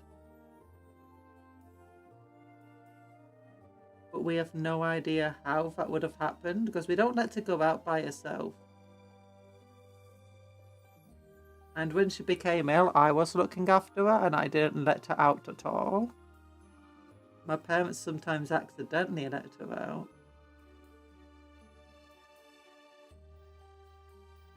I did give her some ham. And it could be for ham.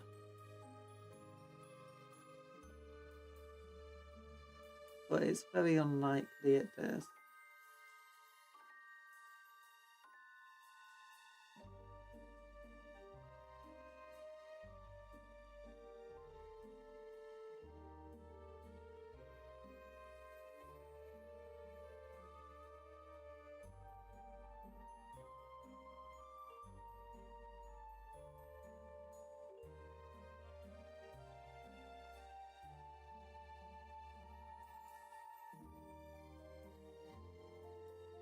There we go.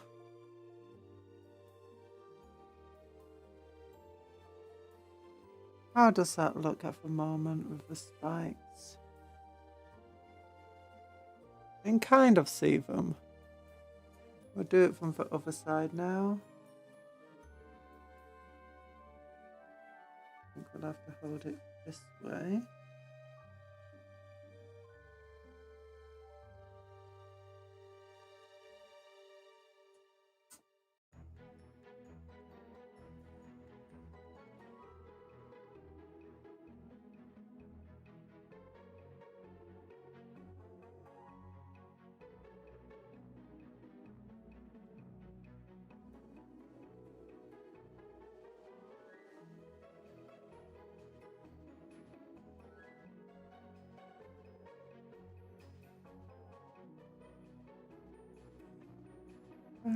Down.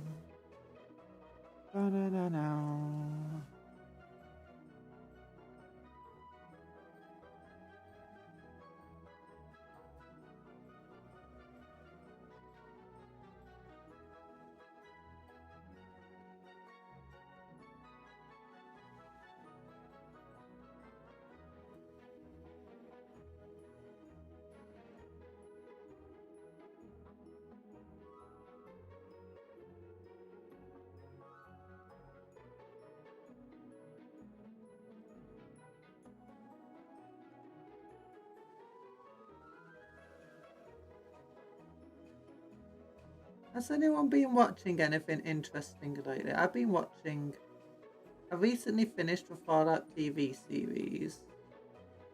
Or at least everything that's out currently. And I've been watching Avatar: The Last Airbender, the original cartoon. Or did you like it? Yeah, the TV series is pretty fun.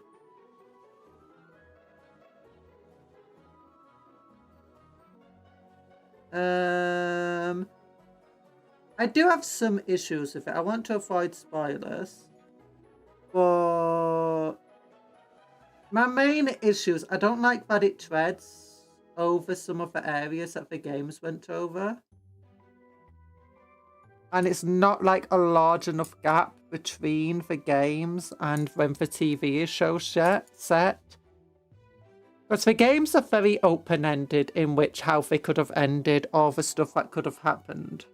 And it was like multiple decades between the end of the game and the TV series. That's fine. If it was going over other places that aren't where the games are, that would also be fine. But it's just the fact that it's like, I don't understand the way I finished the game, which the world shouldn't look like this. That's so far my only real complaint of the show. I don't mind it too much. The show is still very enjoyable, but it does irk me to some extent because they really didn't need to go to these places. They do it a lot of it. I feel like they're just going there because they know that people are more likely to watch it.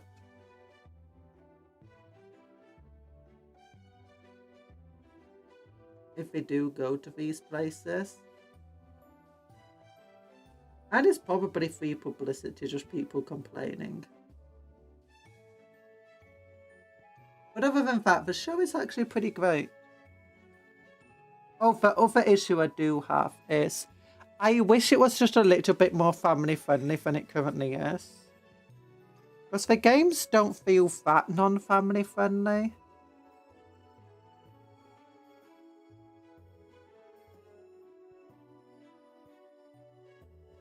And it just feels weird and awkward at times.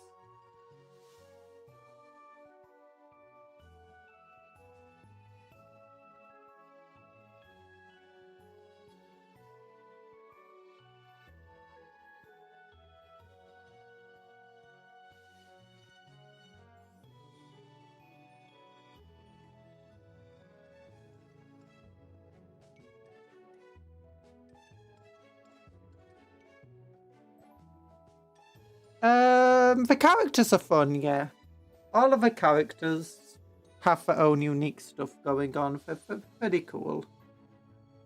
And they like to, they're very good at developing the characters and like writing story arcs of them and good events. In a way that also feels surprising and in keeping with the games themselves. There's quite a few characters. There's 3 main characters. Like they're your 3 protagonists. But then each one has like, actually no, 4 protagonists, I guess. One of them's a bit less important, maybe 5 in a way.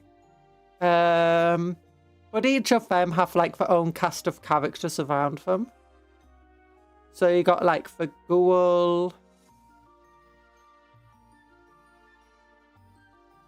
I mean, so there are a lot of characters, but it's not very hard keeping track of it all because each of them have their own story arcs and each of them have their own characters connected to them. And then there's just a few other characters that interweave between all of them. But I wouldn't say there's too many. It's not as bad as Game of Thrones is with characters.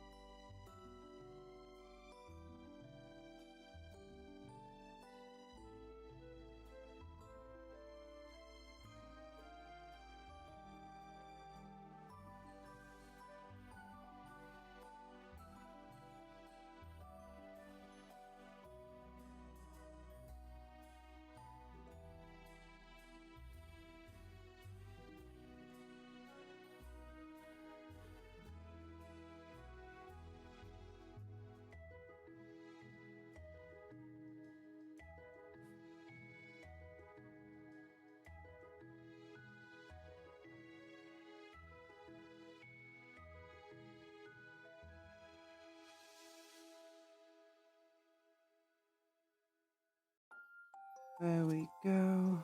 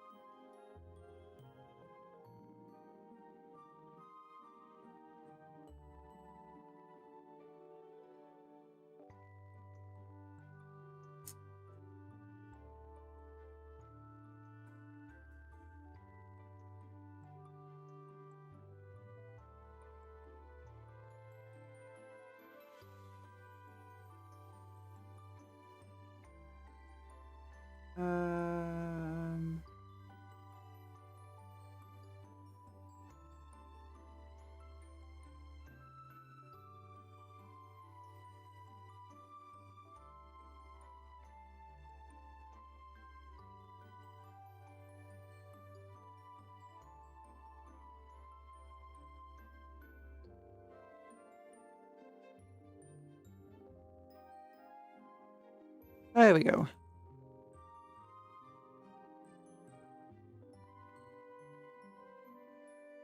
Any yellow bits on this model that want to be... Oh gosh, that definitely wants to be purple here.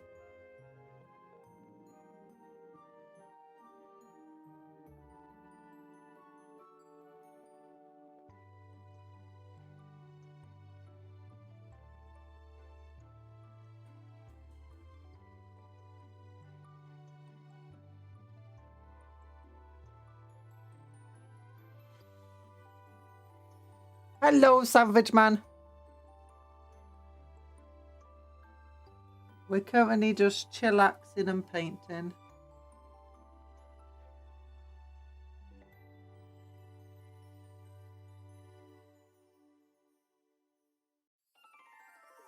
We're just talking about the Fallout TV show. Earlier we were talking about Titans.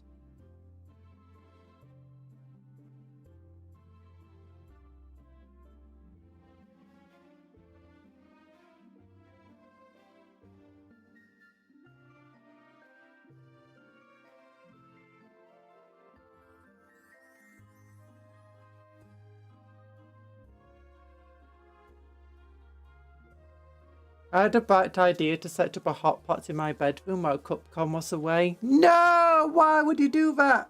In your bedroom? That sounds dangerous. Unless it's not. I don't know what your bedroom's like. Could have one of those fancy bedrooms that's like open plan straight into your kitchen. But don't spill hot pot all over your bedroom or something.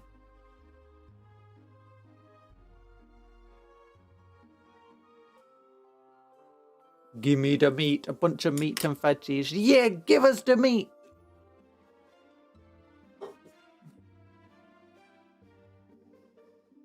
I've actually got a big old cottage pie to eat, which is full of meat.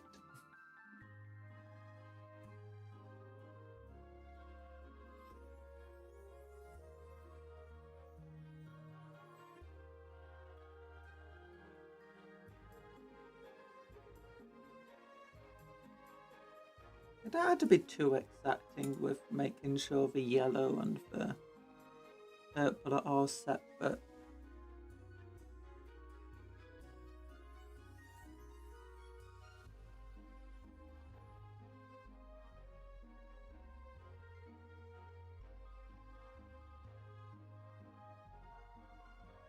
Okay, that's fine. That's good. Morning, TA. How you doing? If you have some free time, can you search for a name called Hyman in the Black Templar's Terminator section? I don't have any named Terminators yet.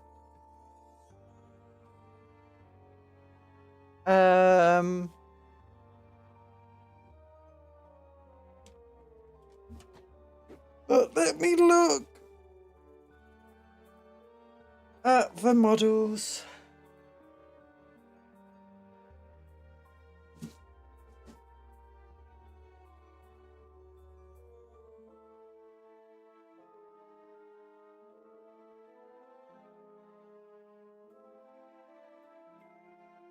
I arrive and bring a minty lamb pasty. It's not for sharing, just for jealousy.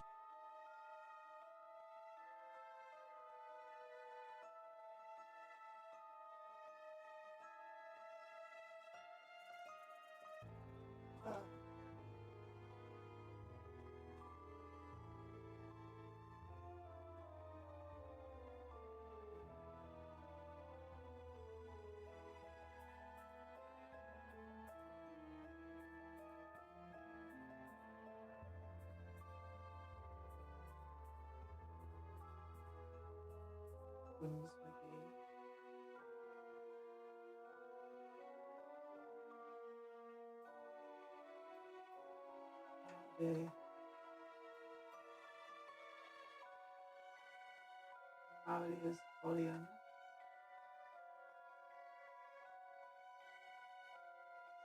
Oscar.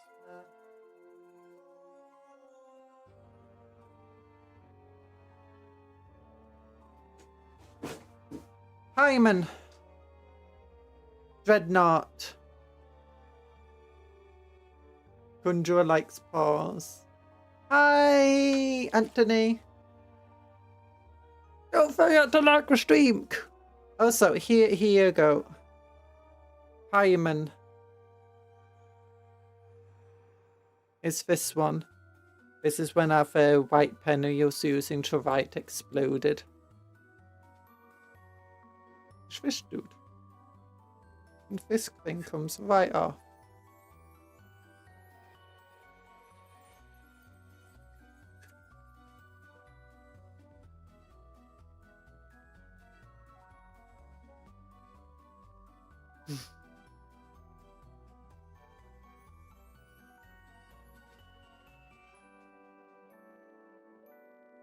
Hell yeah, you're an ancient one. Yeah! I don't know how ancient, considering this is a Primaris dreadnought.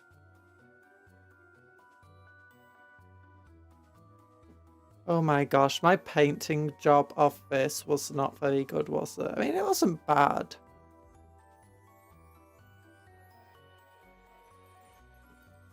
I definitely got better brushes since I painted this at the very least. Nowadays, I'm a Night Lords guy.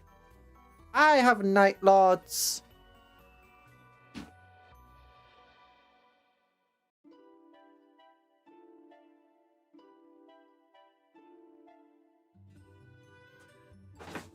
Although most of my Night Lords are corrupted by chaos.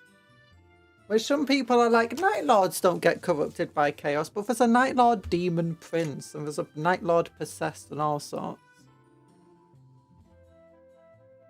And I wanted to, like, I wanted to have models them for different things.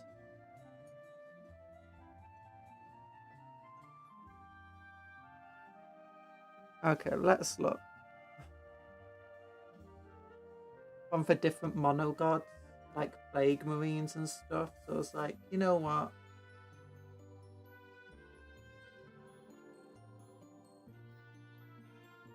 My guys are cultists.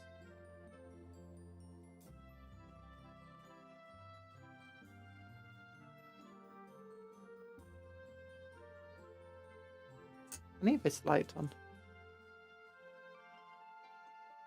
I asked them to remove me from a pre-heresy dreadnought and to me for a prettier, bigger, deadlier one. Yay!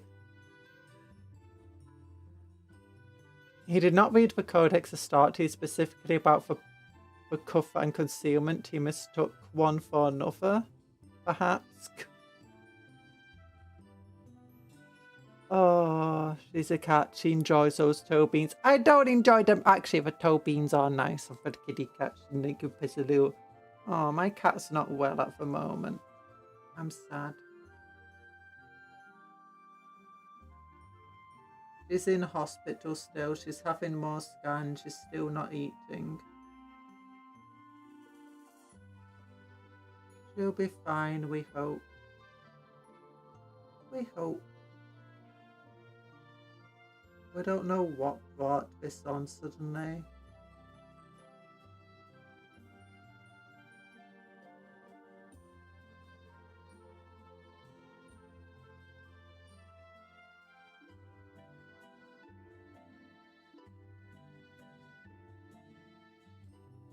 Oh, you renegade Night Lord. I hate letting chaos diddle us in on me. Yeah, my guys, they are, like, they were once, you know, proper Night Lord warband, you know, anti-chaos, all that stuff. But one of the sorcerers or psychers started, you know, getting a bit too close to Sinch, and for Warlord. You best start believing in Primaris dreadnoughts, Denizen. You're in one. Yeah, Primaris dreadnoughts are a thing. They're for Redemptors, they're for giant ones. Old school dreadnoughts are the small ones. The box noughts that don't have knees. Technically they do have knees. It's just hard to see. That's the small knees.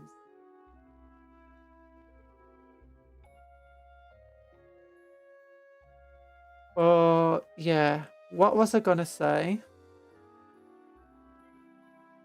Something.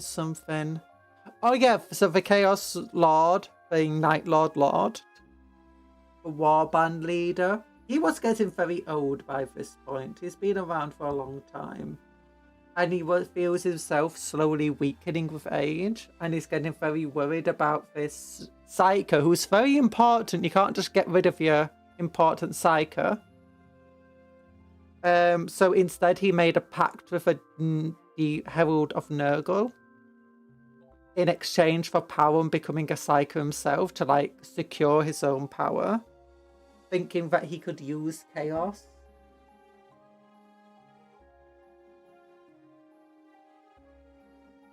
And that's basically where it all starts.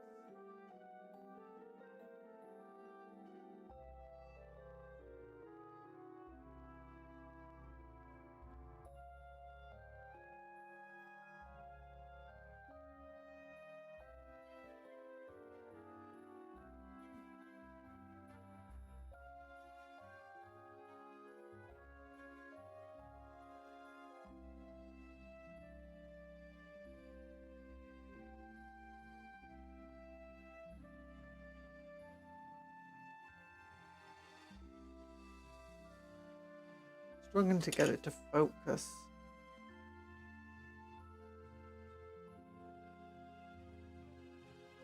There we go. Just need to change the angle of the lens a little.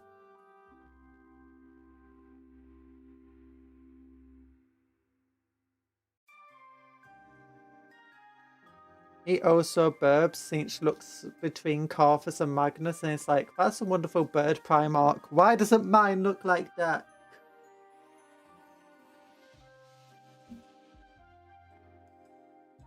Never thought about that.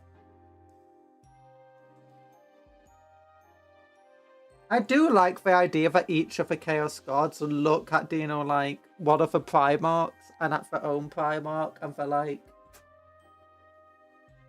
you know, I feel like I got the worst deal here.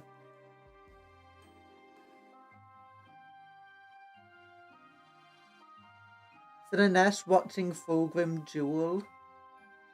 What's his face? Rogel Dawn. And it's like, how are you losing? You're a demon Primarch. This guy isn't even known for being a great duelist.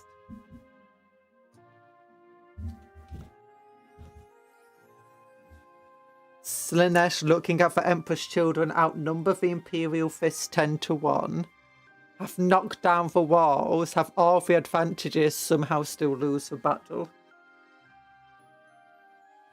And it's like, you know, maybe if we weren't corrupted by Slanesh, we might have stood a chance here.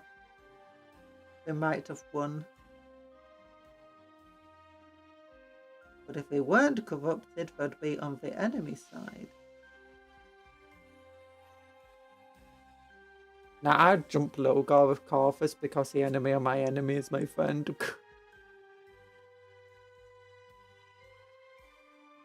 Dawn won because he fortified himself. He did. He did.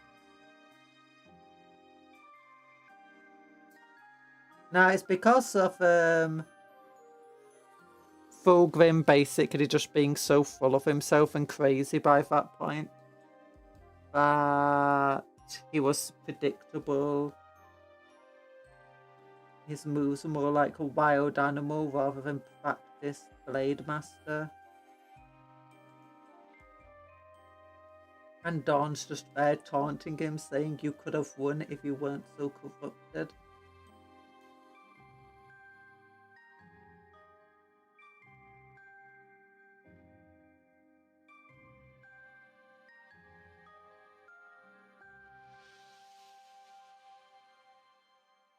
Emperor's children was never a large legion, what are you on about? Also, they were turning the local orphanage into nose sugar. No, it's in the Siege of Terror, the Emperor's children had like a significant, at least in one part of the siege, they had a significant numbers advantage. At least from what I read. It implied that they had the numbers advantage. I thought the Emperor's children were not a small legion by the time of the Horus Heresy.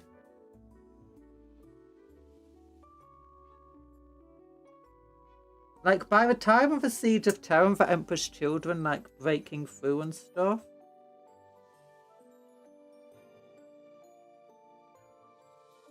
The Imperial Fist had suffered a lot of casualties, was spread thin.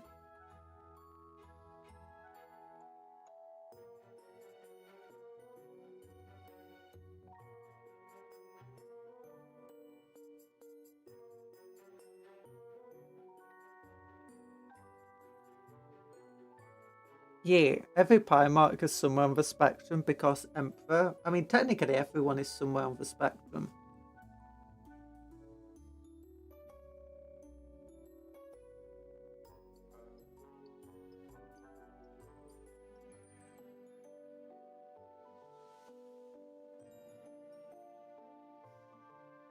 There we go.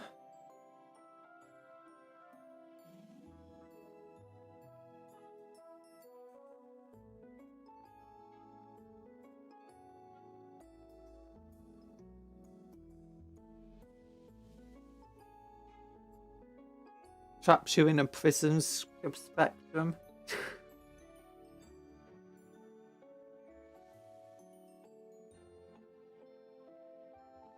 Yes, get in my prison. The spectrum is a prison for world as a vampire. The spectrum's a prison built to drain, secret destroyer. There was a piece here. Was it this one?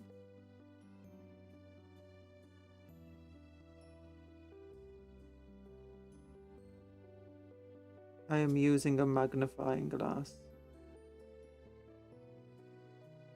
This thing, that's what I want here. Yellow here. Yellow. Gone.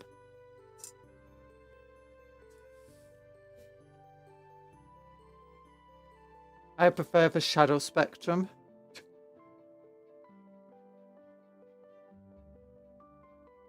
Secret destroyer.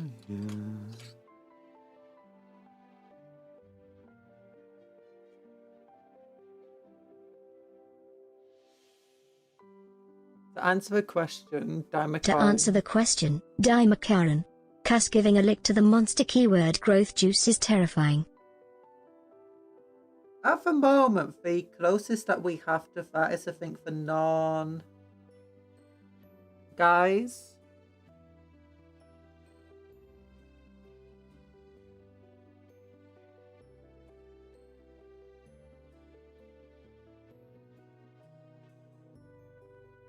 I have to look that up now. I have to look that up.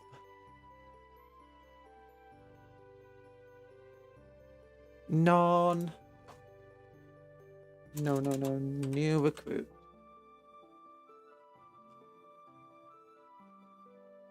No, Dharmicon was a model. Yeah, I know it's a model and has rules, but at the moment, the closest we have to it is the Norns.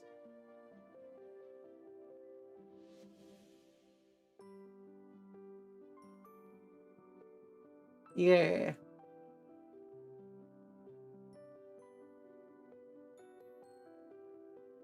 Oh.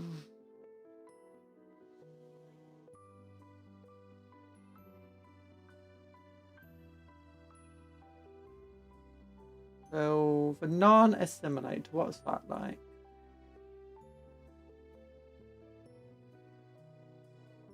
There's D6 marked for wounds.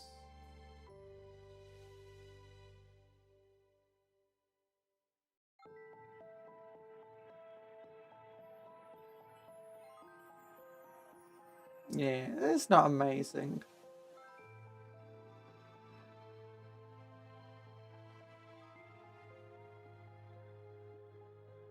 What's it out? Let's look at the rules for this thing.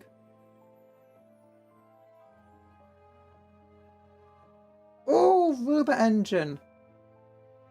Fish boy. Yeah, it looks like a fish thing. But the Dimacarian has these rules. It's monster, great devourer, Dimacarian. 10 attacks of 9 AP -2, damage 3, twin link. Toughness 10, 16 wounds, 3 plus armor save, 5 plus invulnerable. Each time this model fights, after it has resolved its attacks, if one or more enemy models were destroyed, this model regains D3 wounds. It doesn't act very Lictor-like. The closest we have to it, I would say, is the Norn Assimilator. Toughness 11, 16 wounds, 2+ armor save. Fish, where do you see fish? Everywhere. They're all over my fishing. And I think the Norns are more like Chungus Tyrants, but each of their own. Well, this one isn't a Chungus Tyrant. Wait, does it have a synapse? It does have a synapse keyword.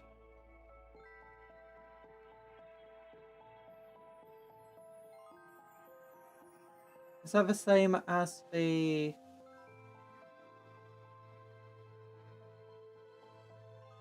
Oh yeah. Banana Simulator does have the synapse keyword.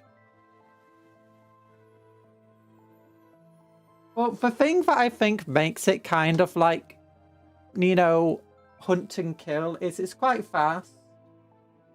It's got that ability that causes people to take damage if they fall back while engagement range. It's got this cool harpoon. It's got an ability to hunt a specific unit. It's like, yeah, that unit, that character over there, this model is going to destroy them. Timer is faster. Well, it does have the harpoon ability.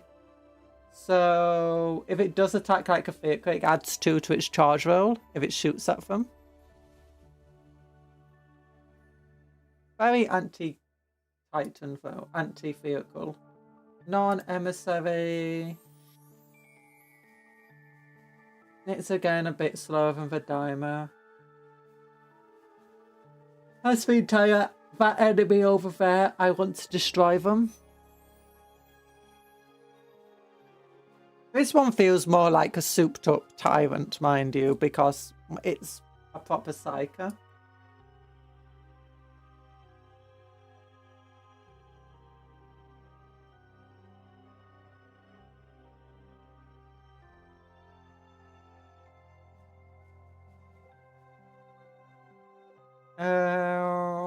Yeah, how fast is a Screamer Killer? 8 inches. So Norn is still basically the fastest non-flyer they have. Oh, it's tied with the Trigon.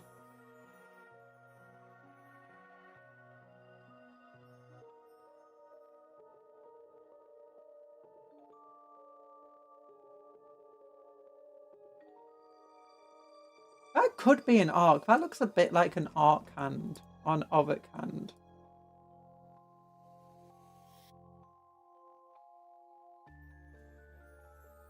Not Cadwin Overlords. Ugh. Deepkin, there we go. Yeah, it doesn't look like a Deepkin hand. Well, actually, what about these hands?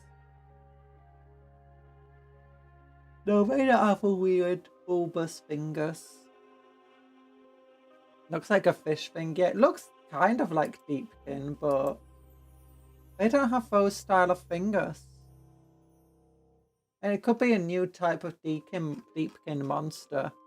It kind of looks like it could be...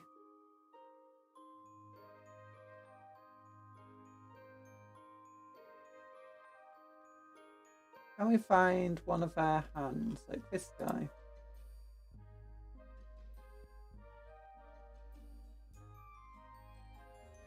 No, I can't see his fingers.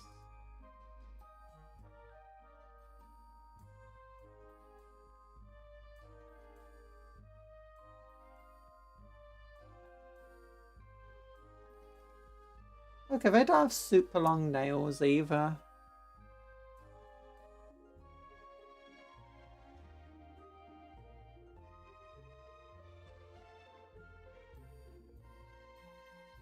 Well, these guys do. A little bit. Yeah, I don't know if I could be. Someone recently watched Nemo. That looks like a Nemo. Yeah.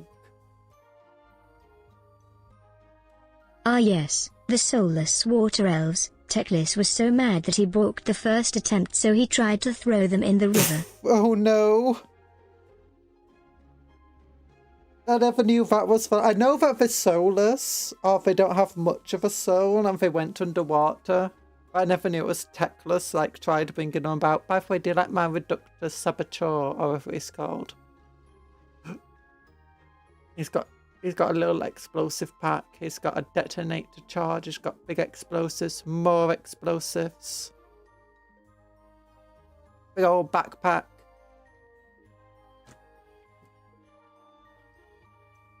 Gundra is trying to project archaeologist goblins into reality. Yeah! I was just thinking more like it's a guy who like attacked the Deepkin or something.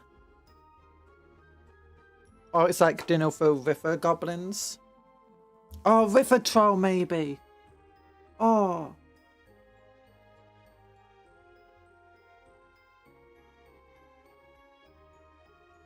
Oh, I need to...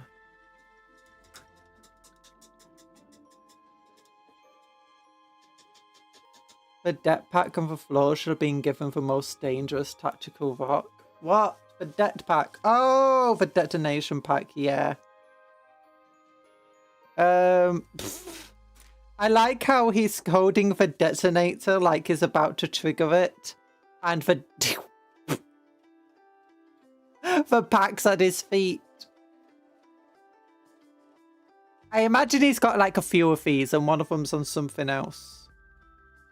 I need to find another one of these backpacks and just put it on its own base. Or its token. You don't need the token for it, mind you. It's not an important part of the model. Okay, let's focus again on...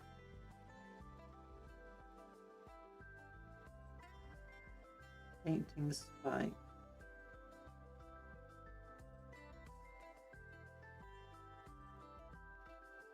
Once these spikes are painted, we might need to just neaten up some of the purple.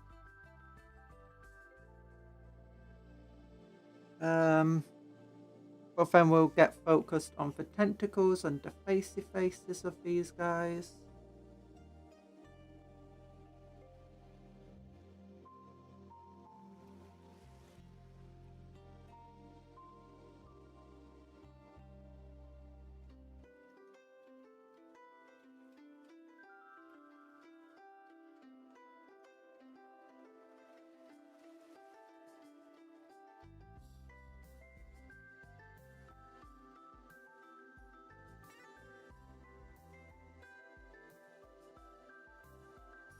My hand is not doing well.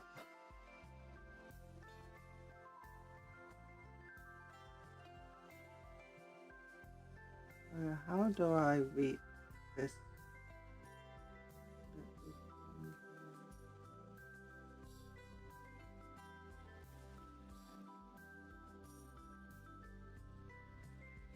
There we go. River goblins are not real. They are real. Okay, I meant more swamp goblins. Rather than river goblins, if I'm entirely honest. Which is what the Gloomspike gets are. Swamp goblins. Descendants of mountain goblins, apparently. They are real!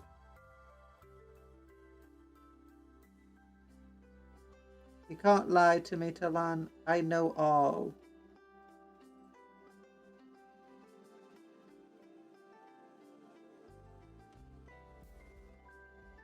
I hope I'm not accidentally putting my face in frame, leaning in this close to the magnifying glass. I know the magnifying glass isn't in frame.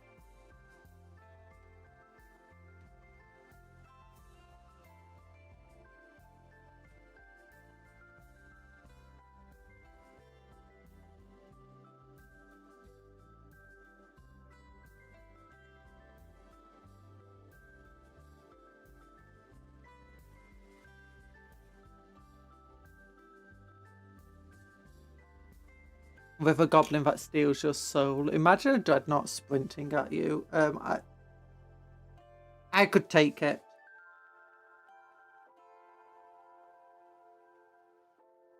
Dreadnought doesn't stand a chance against my kung fu. Bedroom hot pot is going well. Nice! I hope it's super, super tasty.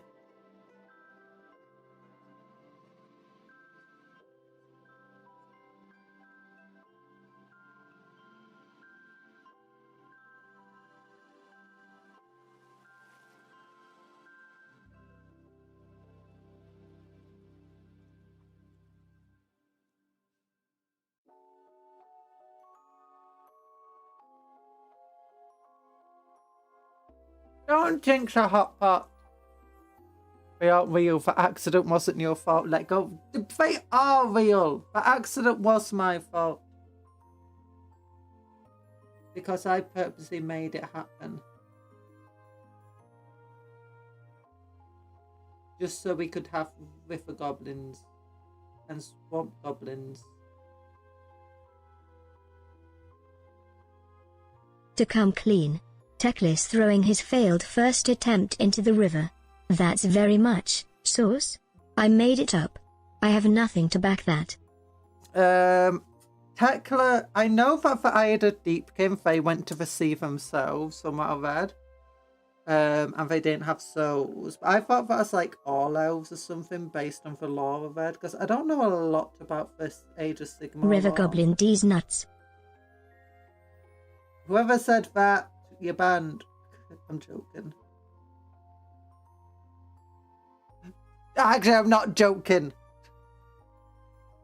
Oh, look what you made me do. I got purple paint where it's meant to be yellow. It's a good run, guys.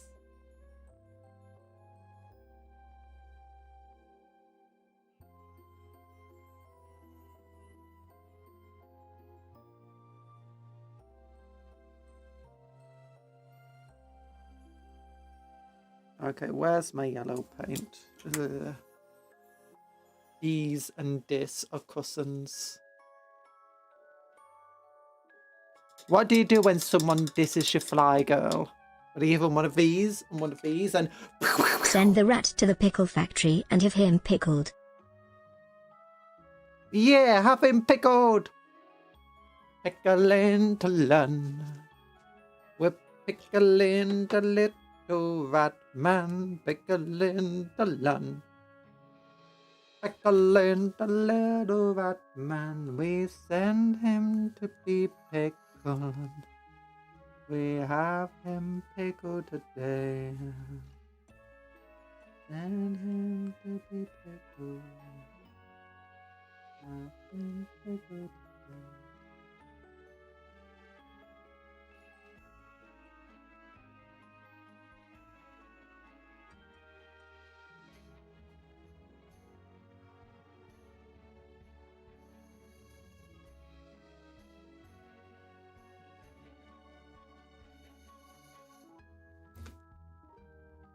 Not for tickle. No, not tickle. Pickle. Pickle. Turn him into the best burger Sylvester Stallone ever had. Yeah! I want a burger now. Easy. You can't do that. You can't do that. Tickle, tickle, tickle, tickle. When we put people in the tickle factory, they get tickled to death. Do do do do do. Tickled to death. Da da da do do. Tickling people to death. I wanna light by the tickles. Tickling people to death. On a light by the tickles. Tickling people everywhere, everywhere we go. A toy teaches kids how to pickle? That sounds wrong. I mean, it'll be better than the AI toys that are out there, I guess. Hey, we decided to put intrusive AI in your kid's toy. It is always recording every conversation your kid has around them.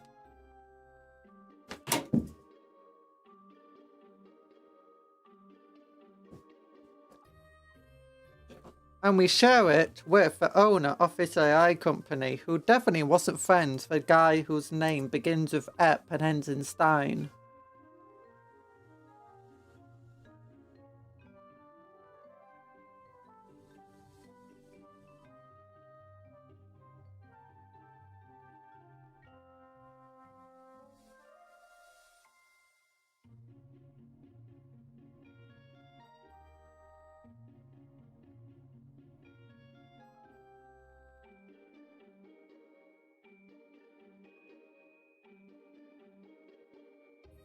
Gosh. I'm getting worse at this somehow. The more I do, the worse I get. The more I do, the worse I get. I didn't flip this around, did I?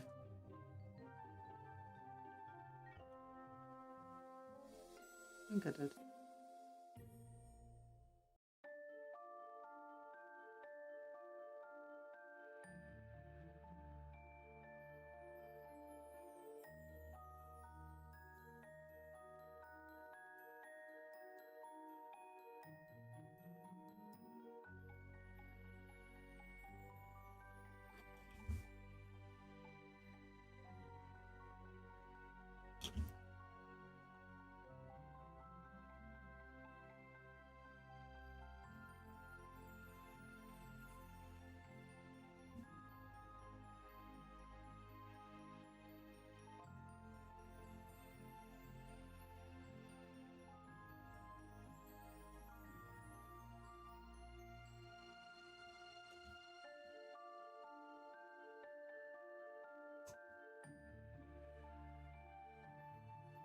I knocked over my magnifying glass and now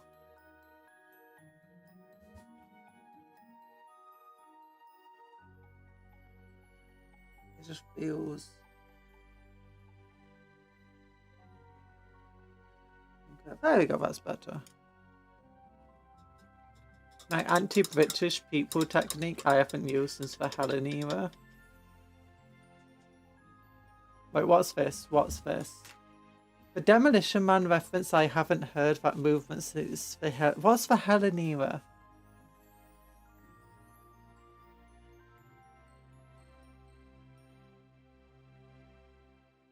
Must make sure to never make Conjuror watch Jujutsu Kaisen. What's Jujutsu Kaisen? With the goblins are real, they are called British people these days. No, no, lies.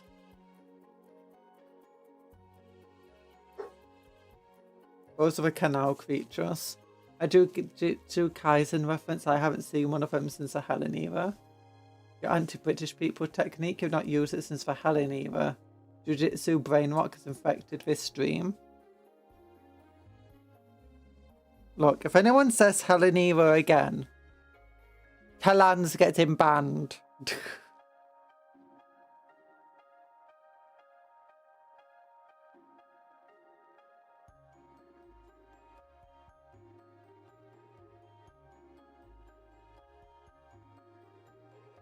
You don't want Talan to get banned, would you?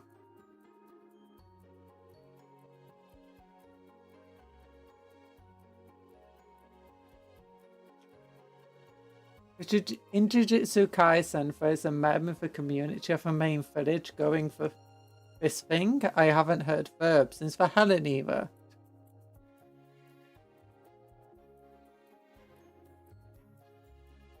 That's what the Tea Party thing was about for Helen era. Who's Helen? And why does she have an era named after her?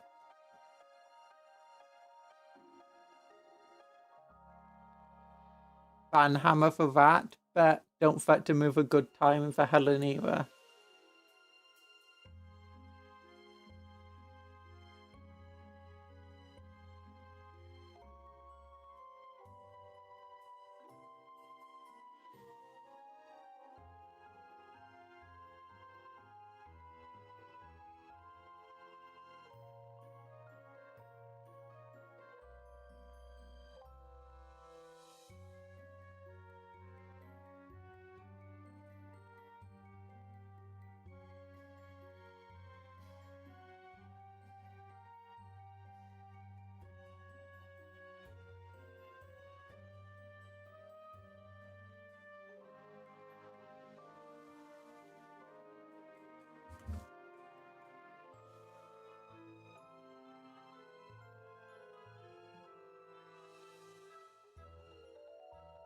The Japanese era right after the Nara period?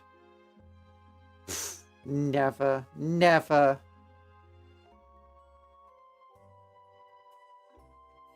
That is because the villain is an ancient being that comes with a golden age of sorcery, which was the Helen era. Yeah. I'd assume something like that.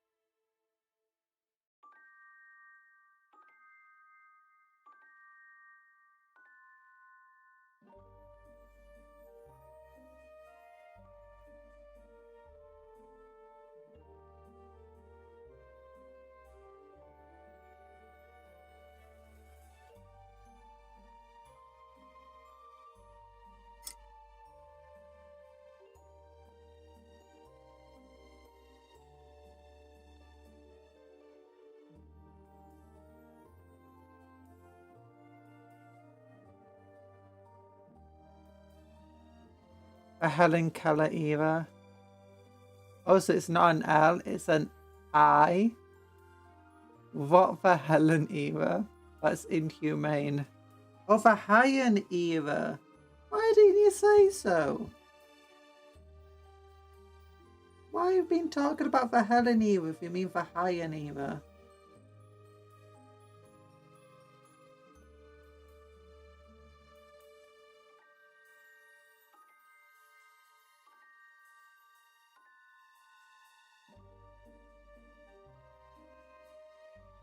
I mean, of course I know what the Hyen era is. It's like the most important era in Japanese history.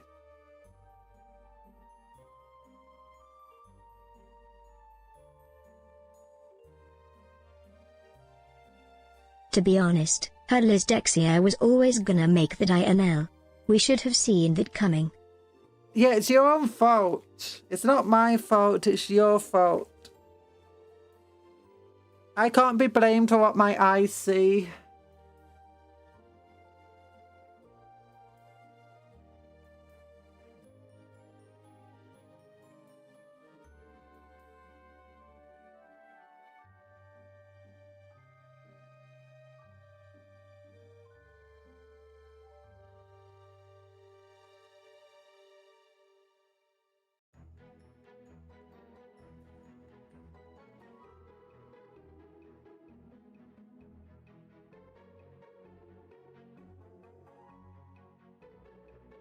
Yes, you're not blaming me. Everyone's blaming you, Talan. Your fault. Obviously.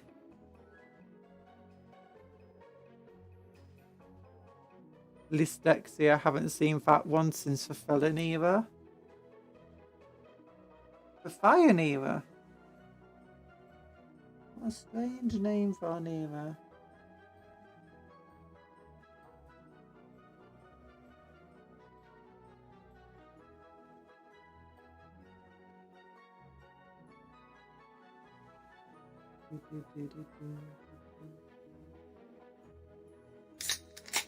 Thanks, Dakota.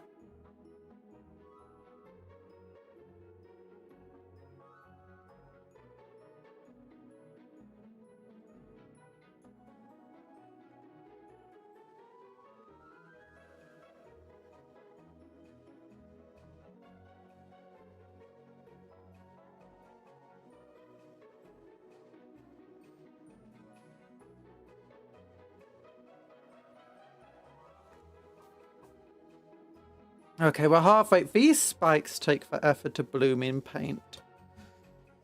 Oof, I'm gonna just stretch. Sorry, microphone moving. Oh, I'm stretching my back. There we go. Yeah. Oh, Conjure would side with a villain in Jujutsu Kaisen because Sukina is the cling. What's a cling of curses and polisons? What's a polison? And her Linstlicht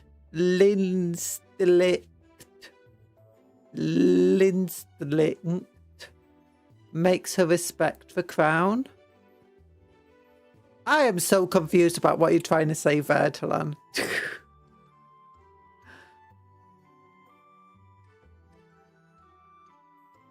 You should stop putting L's in the middle of just random words. It makes no sense, Talan. Oh yeah, Conjure would side with villain in Jujutsu Kaisen because Sukuna is the king of curses and poisons. Oh, I love poison! And her British instinct makes her respect the crown. Yeah! Oh, poison type's my favourite Pokemon type. And curses. Oh, that's like the moves that the ghost Pokemon use. I love Name ghost a better Pokemon. feeling than stretching and popping your back like a xylophone. I'll wait. Wait.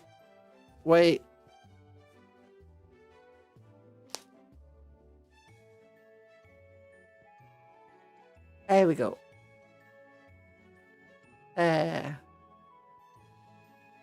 Stepping over crunchy leaves, throwing bricks at Conjurer. That's not fun. All you do is break your bricks. Anyway, in the subject of Jujutsu Kaisen, and based on your personality decides and what you think your soul looks like, what would be the name of your innate technique and its abilities? Cupcake Conjuror. Cupcake conjuring, I conjure cupcakes. I'm Cupcake Conjuror in both name, profession, and Jujutsu Kaisen powers, apparently. Innate techniques are genetic, though. Yeah, I'm the first Cupcake Conjurer. You have to start somewhere.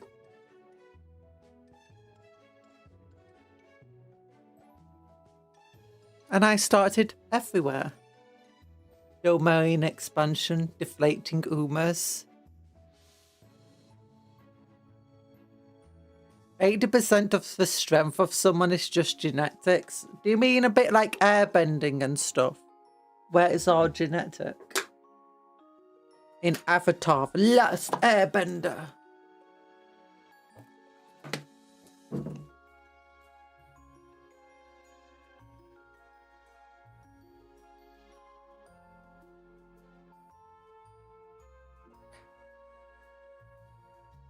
Tasty. Tasty, tasty, tasty. Nah, that sounds terrible. You'd want something where it's all about skill. Where if you train hard and knuckle down, you can do it.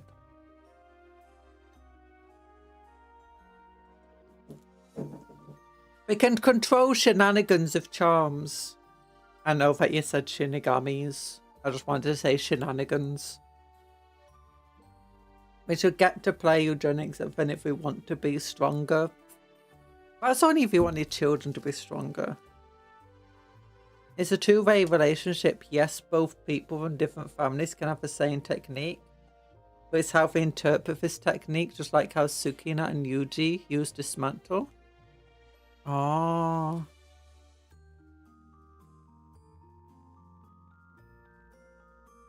People in Jujutsu Kaisen have been playing eugenics for millennia. Lameo. Just like real life. Doesn't work the way people want it to.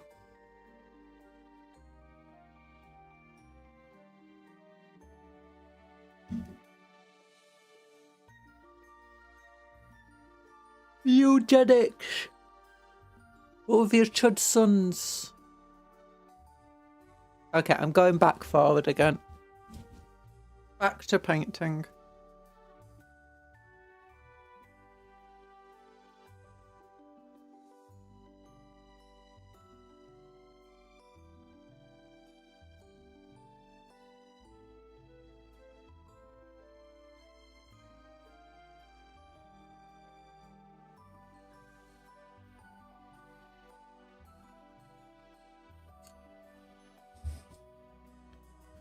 Oh, Mugenics, it's that weird game by the Binding of Isaac dude.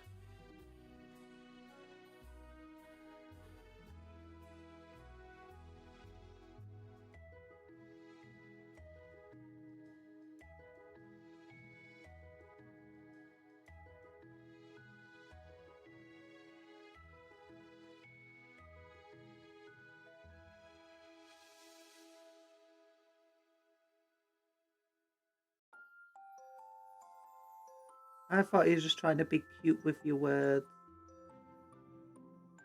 Keyword trying. And failing.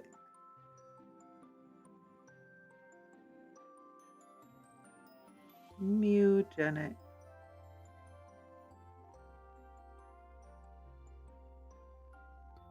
This is Cupcon desperately tries to finish her painting but chat keeps distracting her. The stream. So that's just every painting stream. Honestly, I'm purposely getting distracted as well, so... Shinigamis.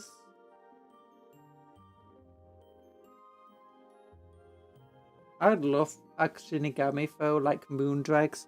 Oh, like what's his name from L from Death Note.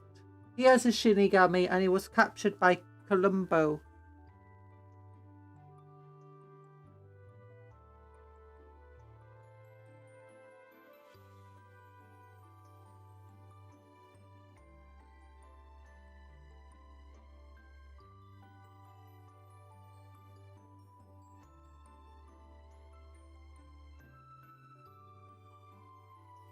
L would absolutely be destroyed by Columbo.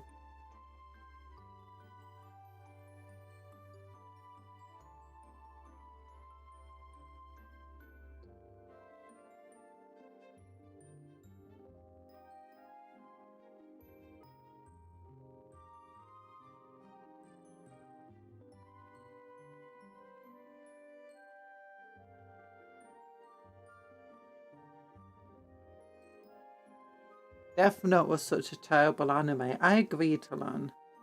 Worst anime ever made. I'm not as brave as you, I wouldn't say that.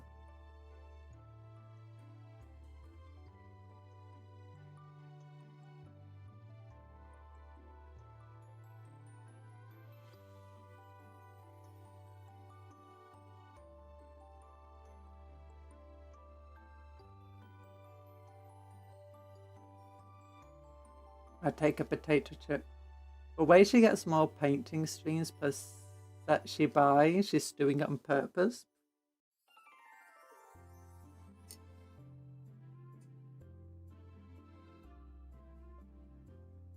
Yeah, every time I do a painting stream, I have to buy 3 new sets of Warhammer. That's the rule. So if I paint too quickly, I won't be able to get more Warhammer. And I'll end up with money and savings, and that's like, you don't want that, do you?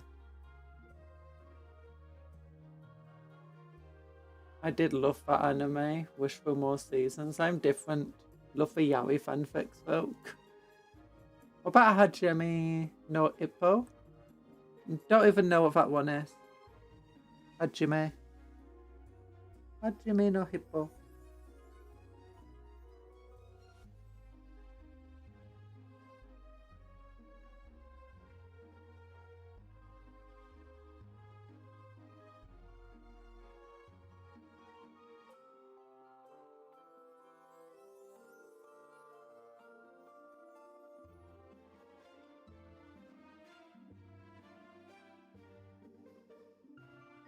No, Death Note, absolute unk anime. I watched a clip the other day, or a sketch rather, of Columbo solving the Death Note.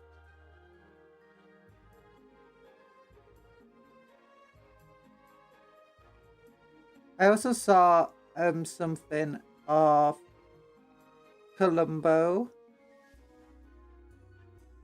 of Frasier and Niles committing Modo. And Columbo solved the case pretty easily.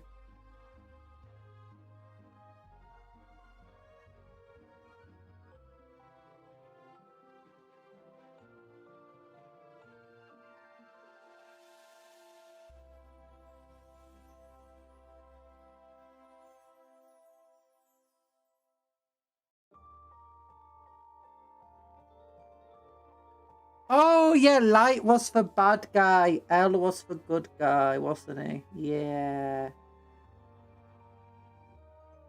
I forgot about that. I get the names confused. Why did we both begin with L? That's just a way to confuse me.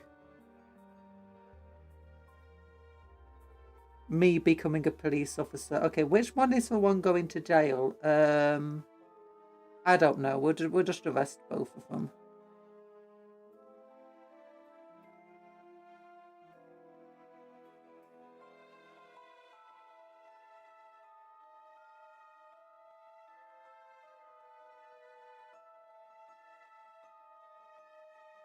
Columbo and Conan changing places would be hilarious. But they are both too competent at their job, so nothing of the series would change. I've still not watched Conan.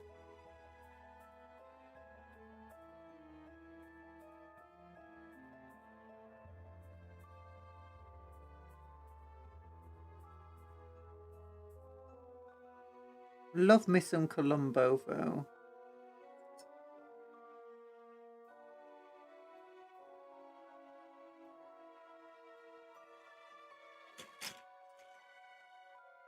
There we go.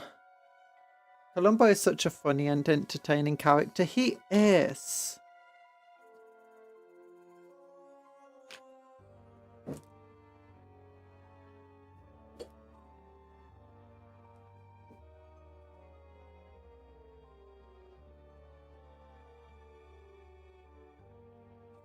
Why did they stop making Columbo? They should just keep making Columbo. Resurrect Peter Falk.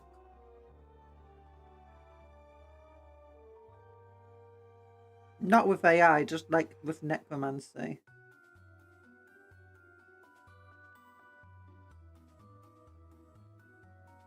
Conan's been going on for so long, it has like 18 movies. What for 28? What the heck? Oh no, Peter Falk is like dead. Long dead.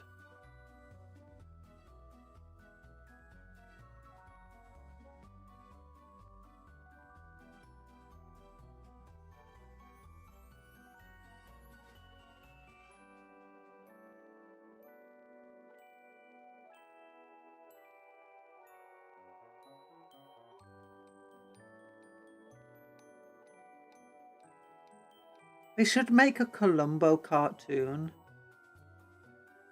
A Columbo anime.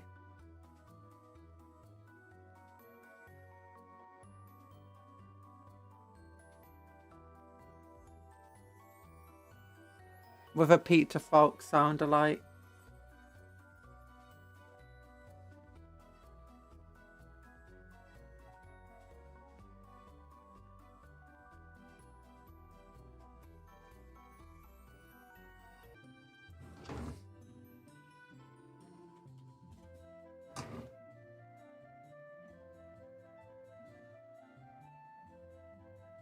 Columbo is like the drunken master of the... He's not drunken, though. He just pretends to be.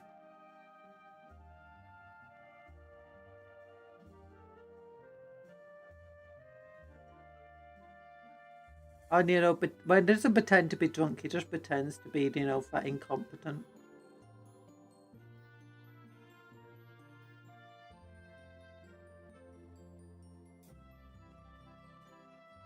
You ship Cuptle on the table.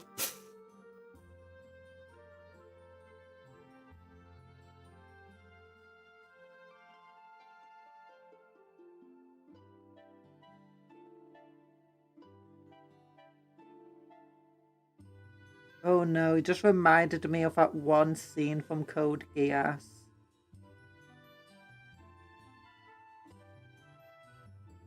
Oh gosh.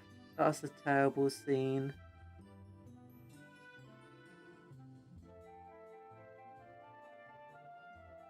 Has anyone here watched Code Geass? You know what scene I'm talking about.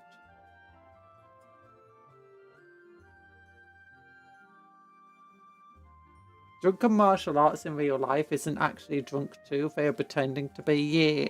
It's less pretending and more about your movements being unpredictable and constantly shifting your weight. But what about that one scene in Code Geass? It's a terrible scene until I reminded me of it.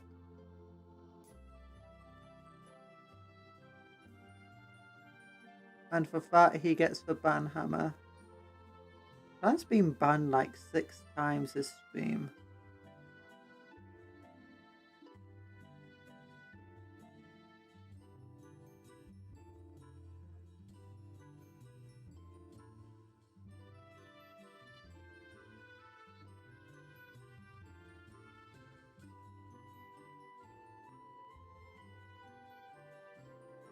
Don't forget to, if you like on this stream, there's another time Talan gets banned.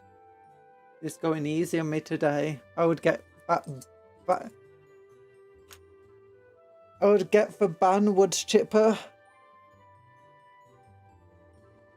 I used to shoot 2 professors a joke in college and turned out to actually be a couple. Ooh, that's cool.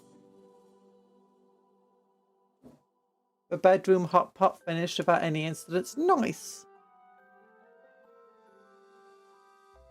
Last time you did this, you burnt the stoves. The stoves. The stove.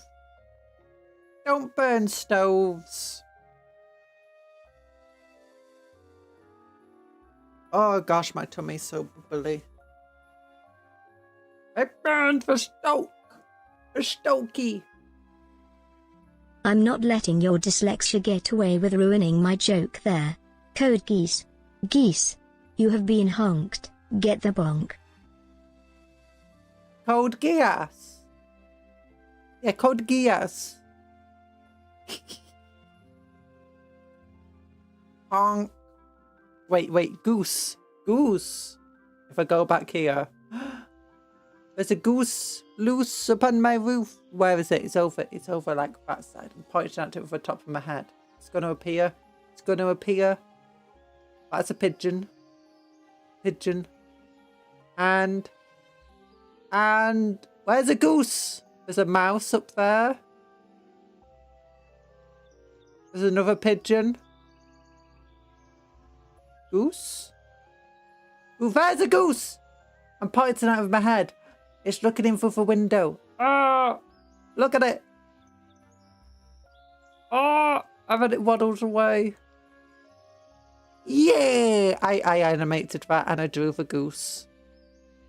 I drew and animated that goose. Whee. The goose is on the right, yeah. This is really the best VTuber room. It is. There's a goose, there's pigeons, there's...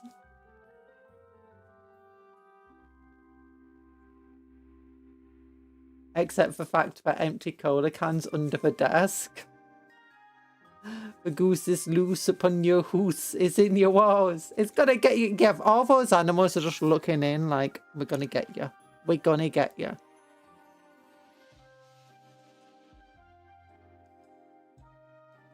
Oh yeah, I animated them in live 2D. So the same way that my model is animated and rigged, I rigged and animated all of the flowers and animals in live 2D.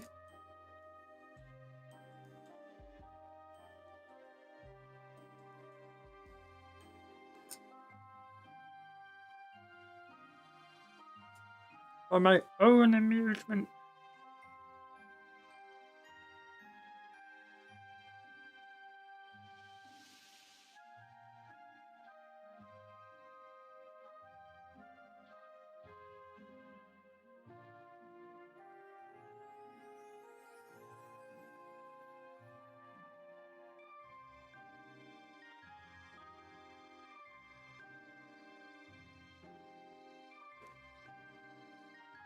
When the onion rings, you know I answer.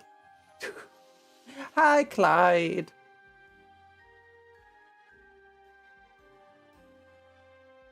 Cupcake Conjuror. You gotta go. Bye-bye, Sky Cow. Thanks for coming to the stream. Big love hearts to you. Yeah.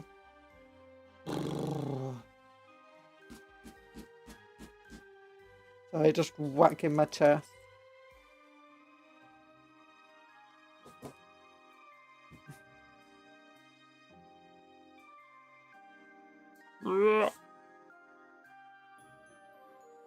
The cow flew. The cow flew. I did. Anyways, back to my initial question. The name of mine is Dark World. It's kind of similar to the 10 Shadows, but I can control, create, to manipulate shadows at will. Nice! And it's exactly like the 10 Shadows. Yeah.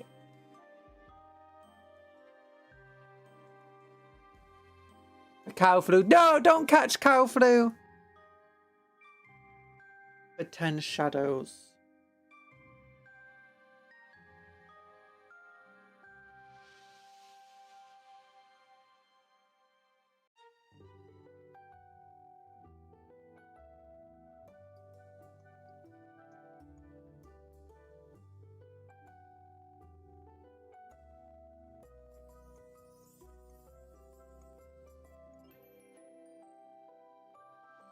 Where's my file that I use of these things? This paint pot is all dried up. I'll just use a knife. I need to replace this blade anyway.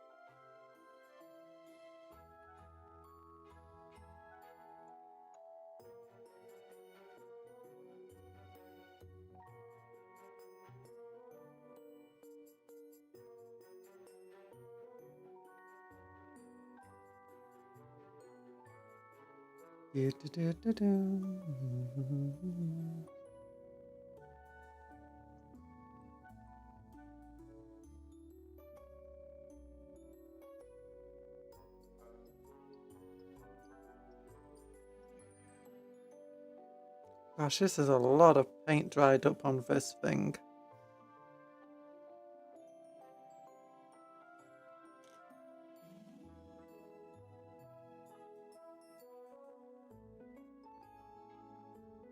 Go on, paint, get off.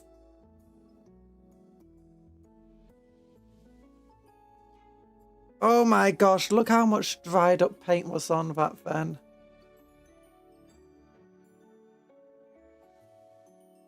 Oh my goodness.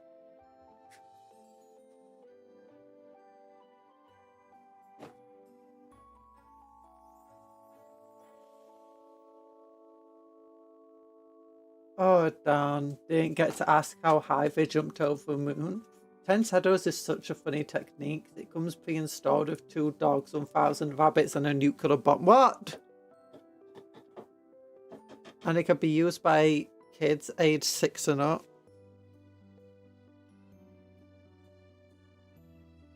Yummy, the forbidden chewing gum. No, it's not forbidden chewing gum. If I had to tie young Megumi's hands when he got to age 6 so he wouldn't summon Mahal Garrett in a tantrum.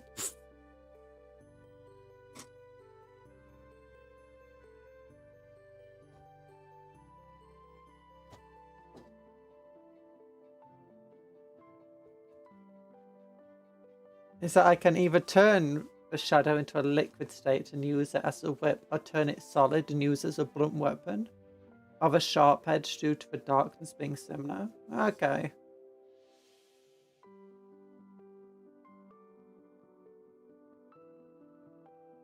Still, my power of cupcakes would be even better. I can turn you into a cupcake, and once you're turned into a cupcake, I can control you, and I can conjure unlimited cupcakes. And and I can turn the world into a cupcake. And then we'll all live happily in Cupcake Utopia, Cuptopia.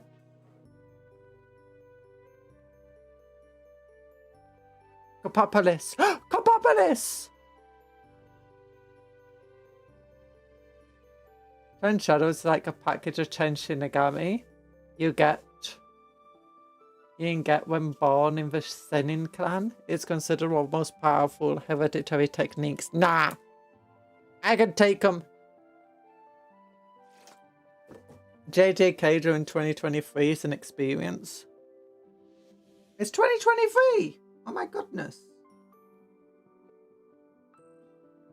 I thought it was 2026. When you get to age 6 and have 10 shadows, then you get the dogs for free, but for others you have to win in a 1v1 against the Shinigami to be able to control it. Oh.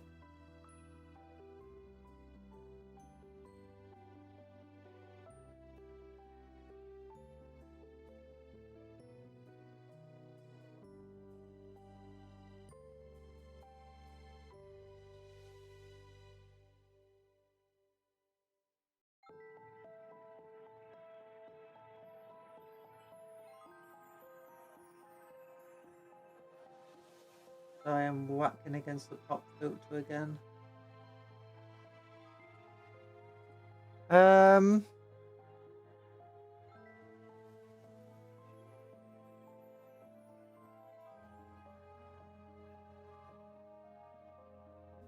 Jujutsu Kaisen definitely sounds very interesting. Right, that's it. I've had enough of this. I summon SCP-2966, the infinite toilet paper. Time to bring this universe to absolute zero. No!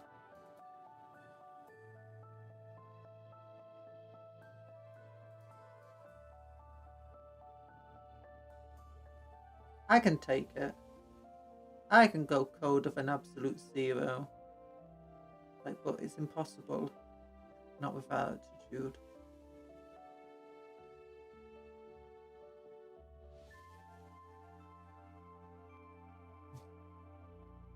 It's not shown on screen, but it's implied Megami once had to kick around 1,000 rabbits so we can use them, which is hilarious. Oh, rabbit. So basically, what you're saying is the Shinigami are like Pokemon. You have to beat them up a little before you can capture them and they obey your commands.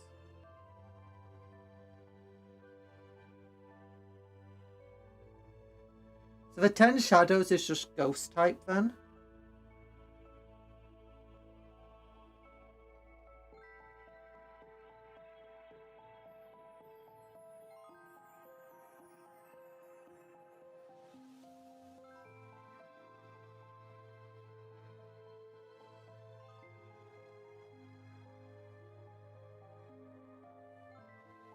What would win? The 10 shadows or one God of War? Bear in mind, God of War can summon a black hole.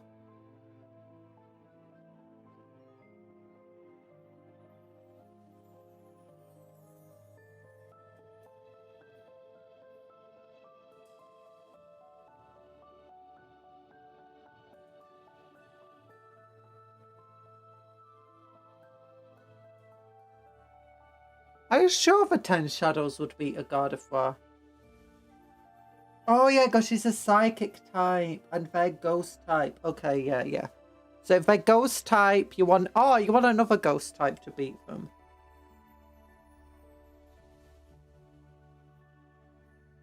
Oh, just a normal type. We don't believe the ghosts exist, so 10 shadows can't hurt you. Oh well, no, you'll be a dark type. You'll be Domain expansion, sweet and slow. Slowpoke.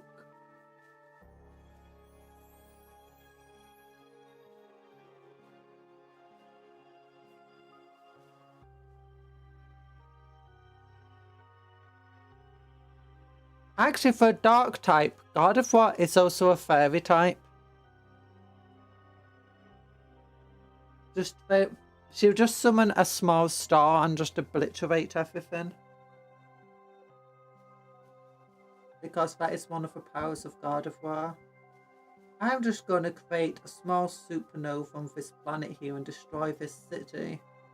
It's like, oh my goodness, that's so dangerous. Well, it's not, I'm not exactly making a black hole and destroying the galaxy. It's like, God of War can do that. Yes, God of War can do that. God of War can also stop time, foresee the future. Teleport.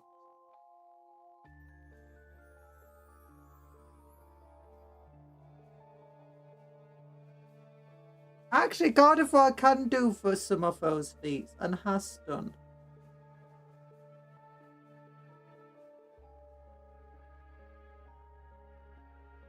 Okay, the black hole is just for Pokédex entry for God of War, but obviously all Pokédex entries are canon.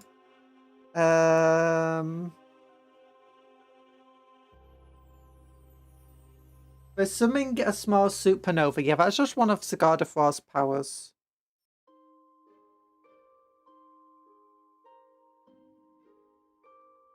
God of War's entered the spirit realm.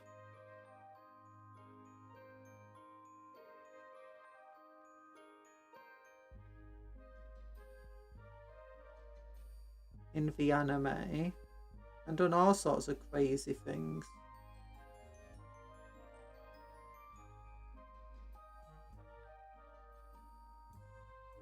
If you don't believe in the power of God of War, Talan. If you don't believe in the power of God of War, you should like the stream. If you do believe in the power of God of War, you should also like the stream. They're just lying for God of War for no reason. What do you mean, no reason?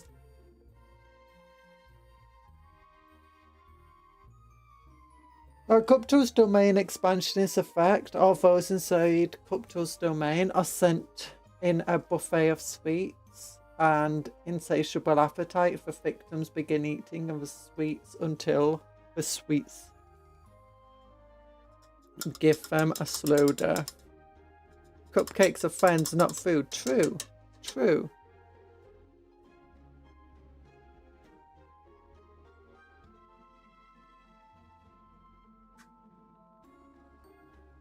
Oh wait, is there another one? No, I just did them. That's good. That's good. Okay. All we've got of the Tyranids themselves now is the tentacle faces. And then we've just got the base to do.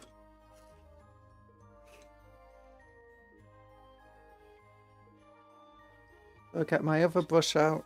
And I need some Caligor or Outdoor. I want some Outdoor blue.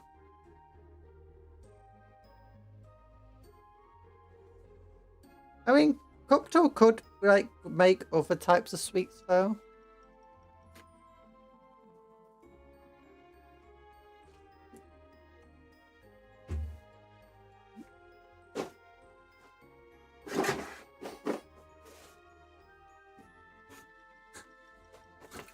Outdoor blue. Outdoor blue. Outdoor blue. Wanna know what a domain expansion is? It's your mum!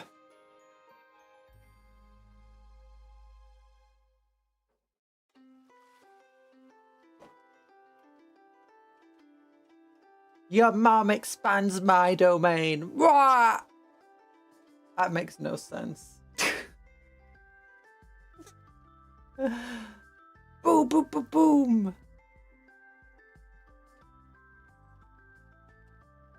There you go.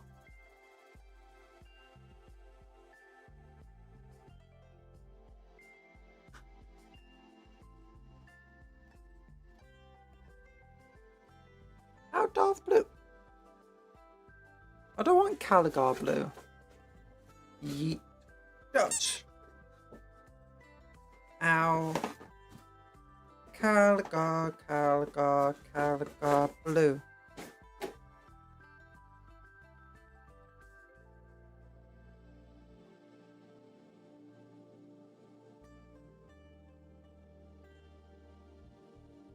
Which one of these is closer? what I want. Probably Caligar.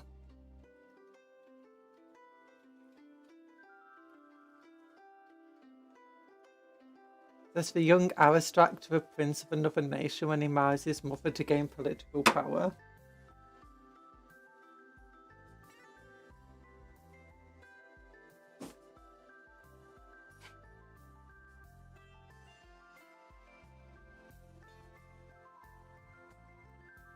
Okay, don't want this one, no. I want the 00. Here we go.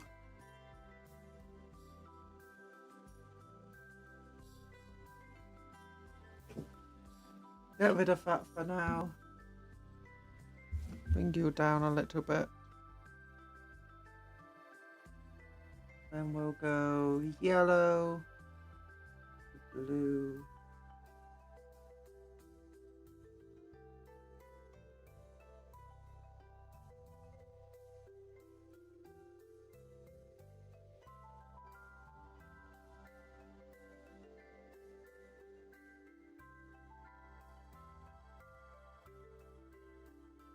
The jeans, steel, purple.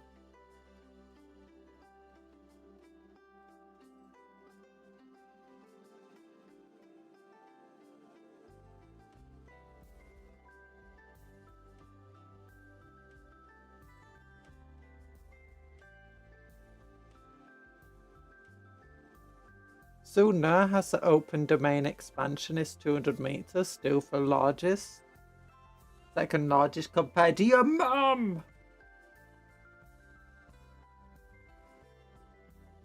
I'm guessing domain expansion, based on context clues, is effectively your power. And where you can like push your influence off your power, causing others to, you know, be inside your domain and affected by it. Potentially nullifying their powers or something, I don't know.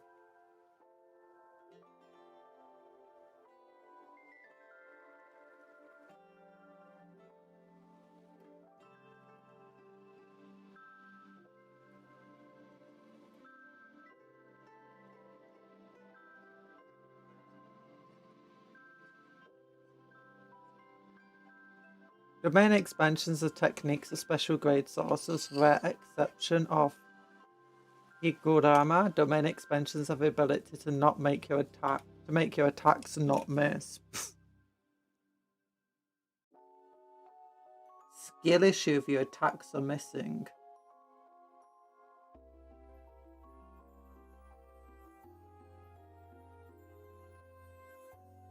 You need a domain expansion not to miss. Pathetic.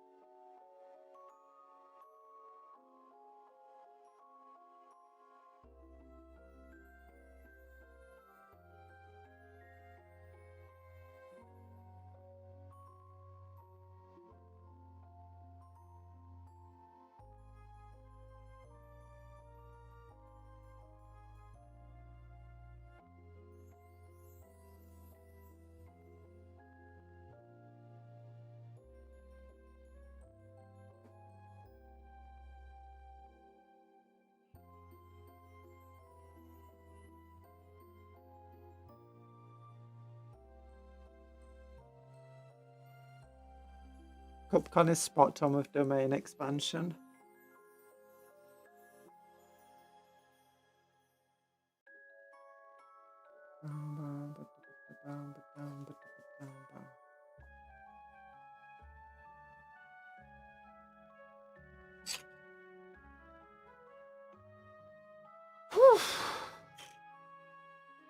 A domain expansion is like pointing something around and saying I own this and applies an extra rule to it.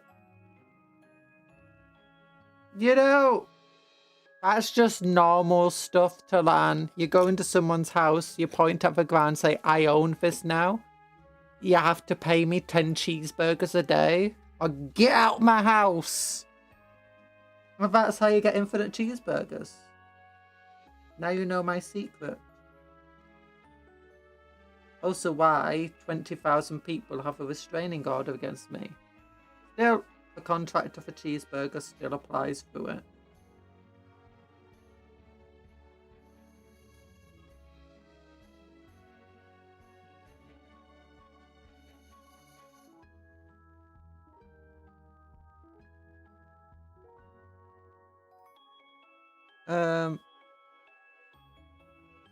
I just got a message from my mother saying she's seeing our cat at 5 o'clock.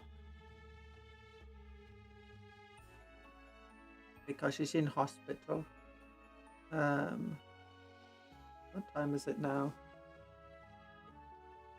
I need to get myself food.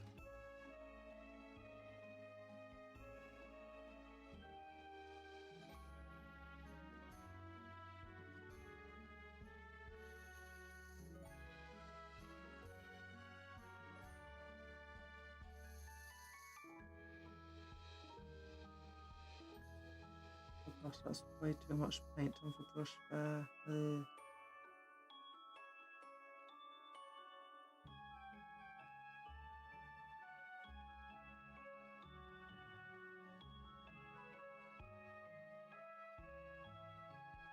I imagine Conjurer's innate technique is you can conjure cupcakes and use them like companions. I can also turn people into cupcakes. Oh, are you talking about in what's it called? Jujutsu Kaisen. I can also turn cupcakes back into people if I wanted to.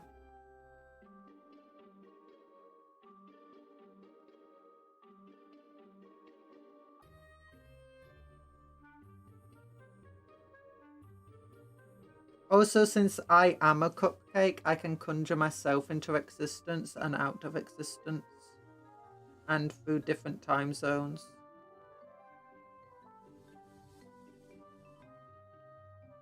I conjure myself when and where I want. The cupcake monsters can hit the enemy, but the enemy can't hit the cupcake since it's an illusion. My cupcakes aren't an illusion. They're real.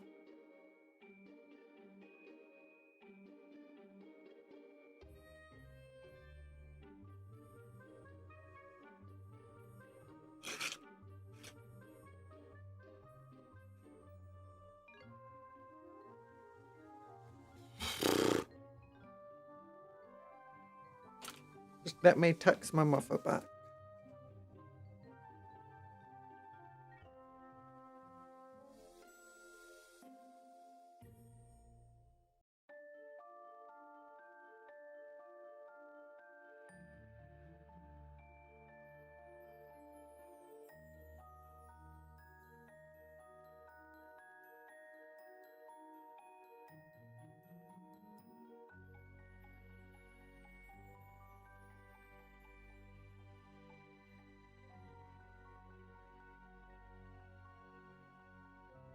Has two parts. The first is impulse buying plastic. The second is getting distracted by painting them. No!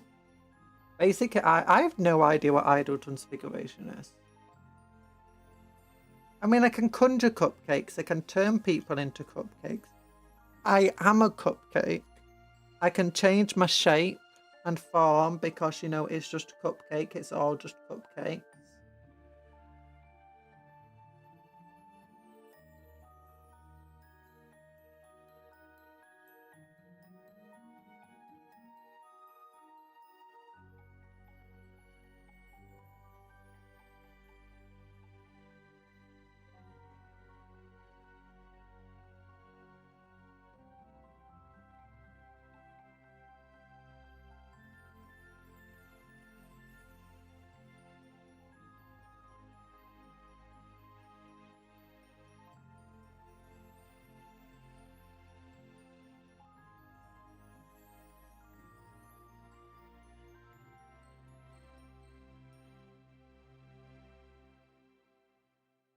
I can control and influence the cupcakes too.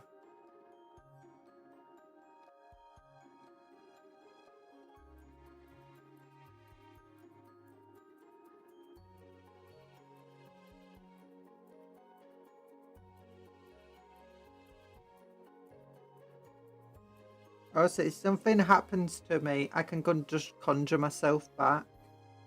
You know. That's how I conjured myself into existence in the first place.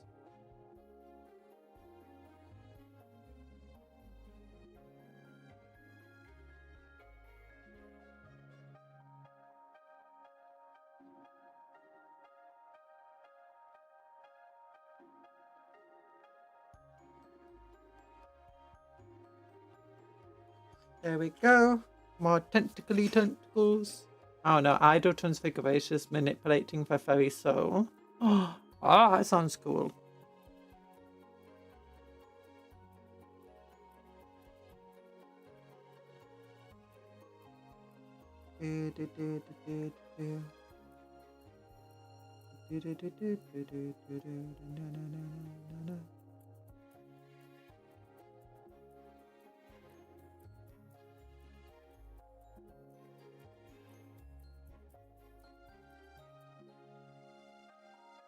I mean, from the sound of it, I'll probably be some sort of Shinigami, not just a normal person. Who came first, the cupcake or the conjurer? And the cupcake, because the conjurer is also a cupcake.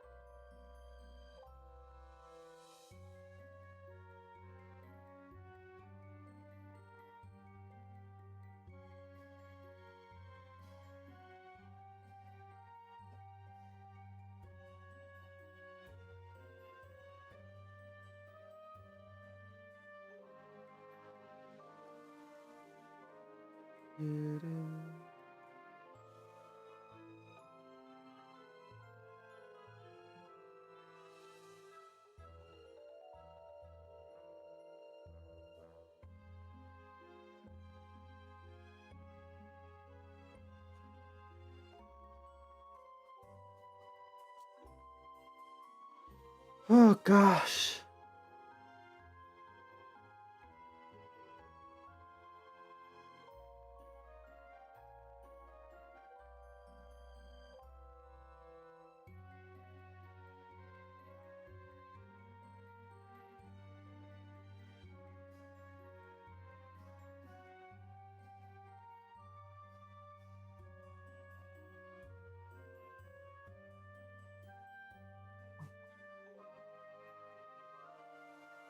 There we go.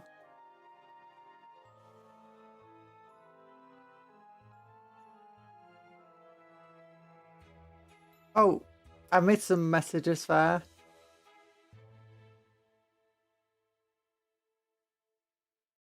Doing one really big flex, like showing your enemy a picture of the flower you own mid-fight. What? Your domain expansion makes GW release a new Kaisis suit or Tau Auxiliary every time a Space Marines gets its model released. Your domain expansion is not doing very well right now.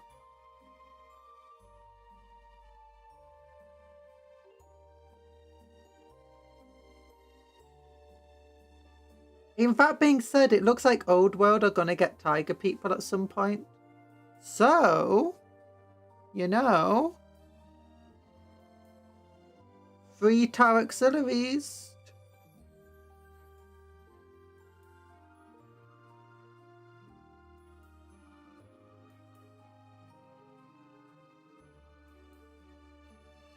Sirens. So many sirens going over time. So many sirens everywhere at once. Okay, let's go over with Gene Stealer Purple now. But I need to just run away for a few seconds. BRB. I'm going to a little cupcake room.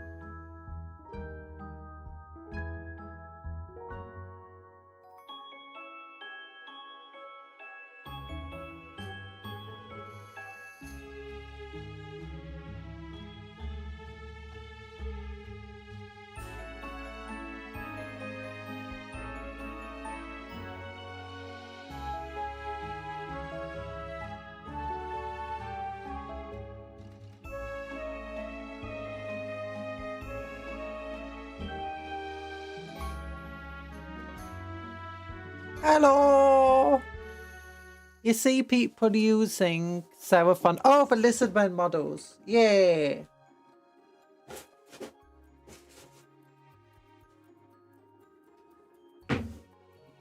Okay, we'll get the tentacles done in Gene Steel or purple. And then I think the rest of the model, the base, would be the last bit left. And we won't do that today. We'll do that. I got a member stream tomorrow. We can do it then. The basing. Shouldn't take too long. Basically just Dawnstar, Grey, Norn oil.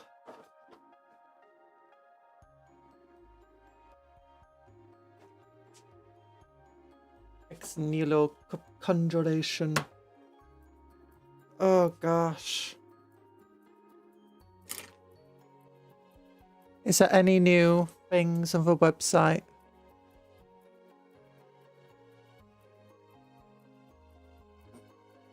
Oh, this stuff. Master War Chariots. Look at so much doom. So much doom. Mortis Vitas. Oh. 18-inch range, 2 attacks, strength 4, 1 damage, 1 rend, 3+ to hit.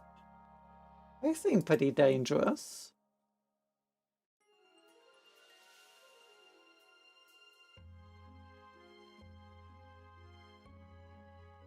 For Age of Sigmar, if I had to guess. If it was 40k, that'd be decent. But not super powerful.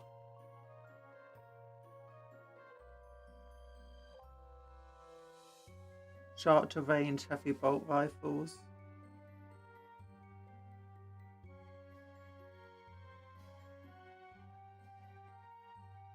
You'd expect 40k to have better stats with that sort of thing. Because, you know, it's a game full of guns.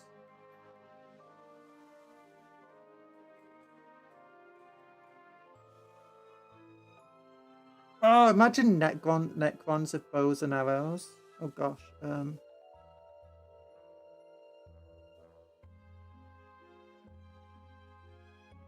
Rules!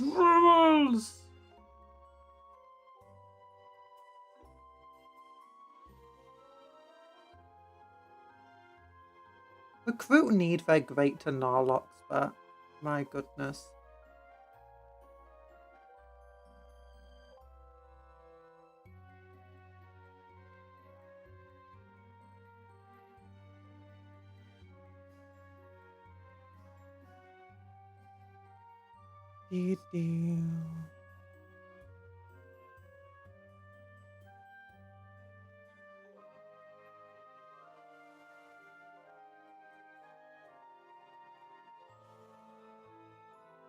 Gosh, that's way too much paint.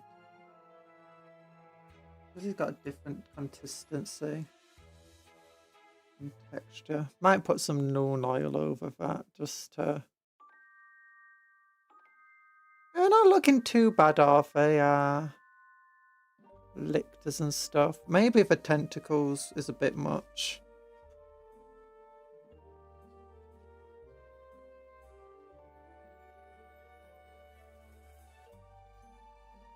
Necrons. Oh, they do have a tachyon arrow. You're correct.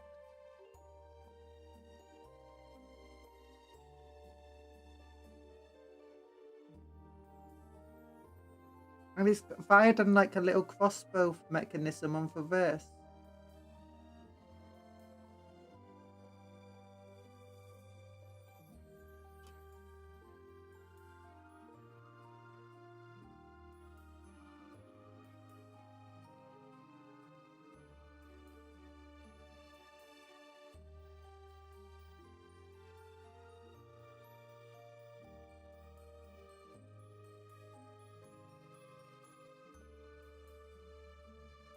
We need an Agnes tachyon arrow. Agnes.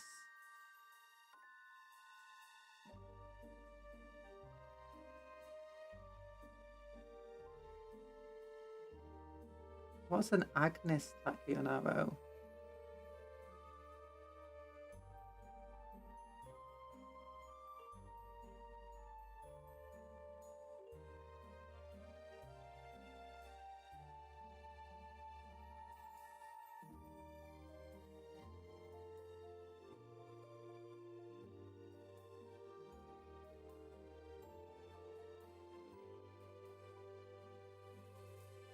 Reusable.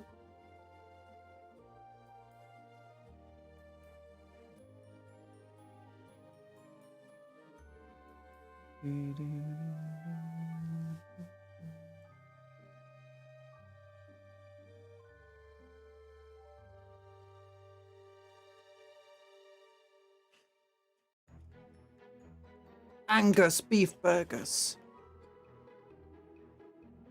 It's an... Oh, yeah, Agnes Tachyon. That's for Uma. She's a science one with the lab rat stuff.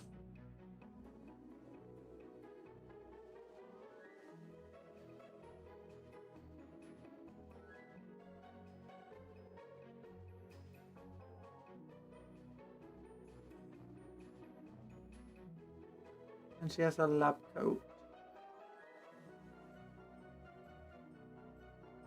I had her.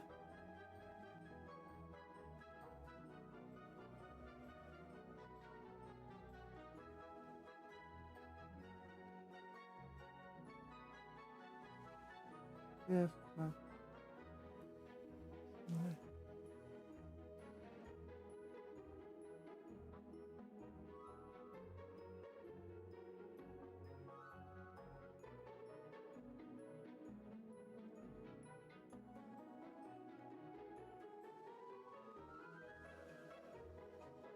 Sometimes my brain does not function how it should.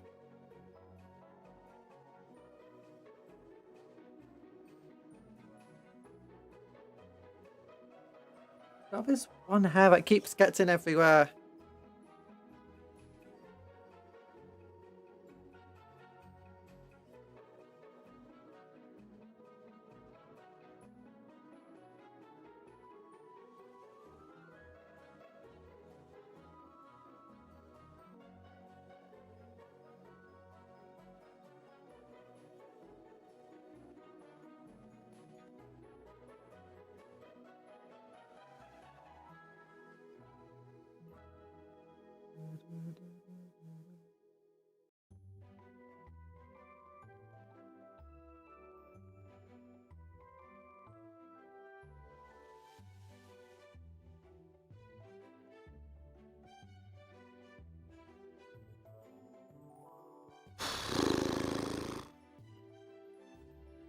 One issue with these leapers is the fact that the claws blooming catch on all cloth things.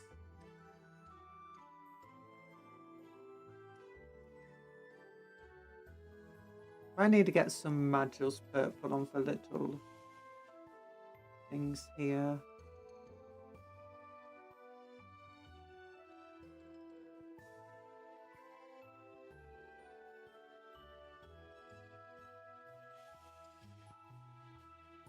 Yeah. Get some Magil's purple on for little spiky bits. Maybe some Luxian purple first. Then Magil's purple. And then we can get some Norn oil on them. Like the stream if you love Norn oil! Most liked stream ever. Because Norn oil is perfection.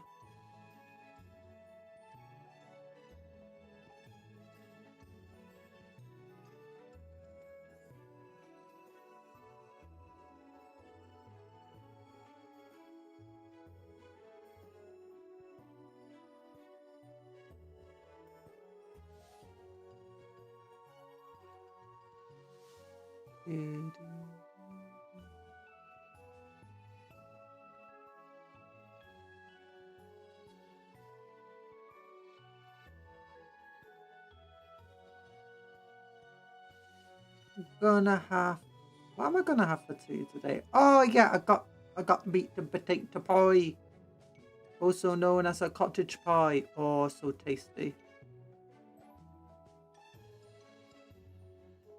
Handmade by my mama, by my mother.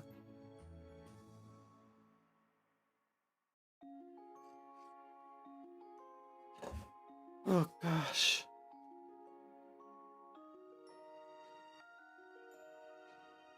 There we go.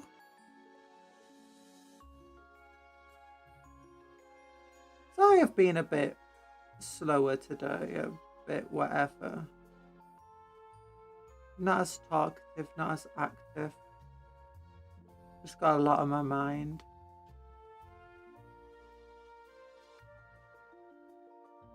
Lot on my mind.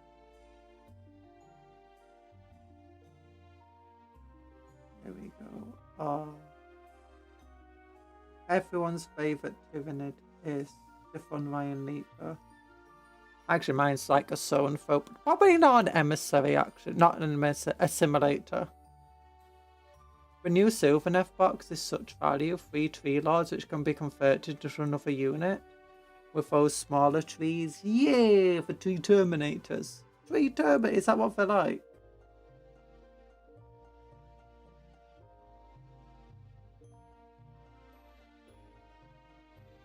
They look shootier than Terminators with those big old arrows. Treeminators. Treeminators.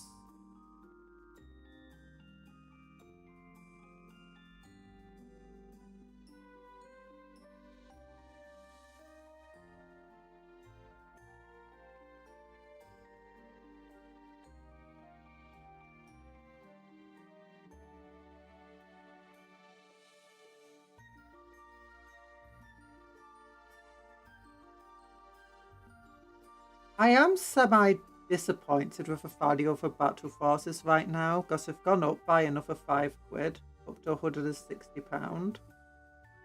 Don't know if the Age of Sigmar ones have. But it just means that in general, they're not as worthwhile.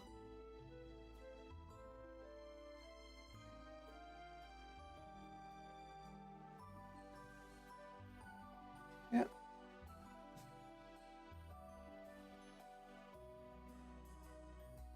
The most disappointing battle force recently has to be the Corsair one, though.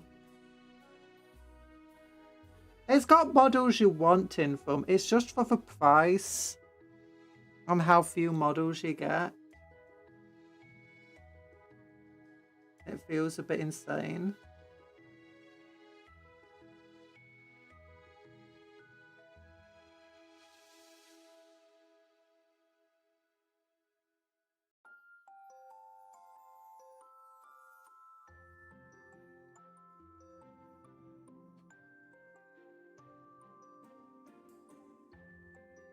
Common Eldar. No! Any box has some value except Admech. The Admech box isn't terrible.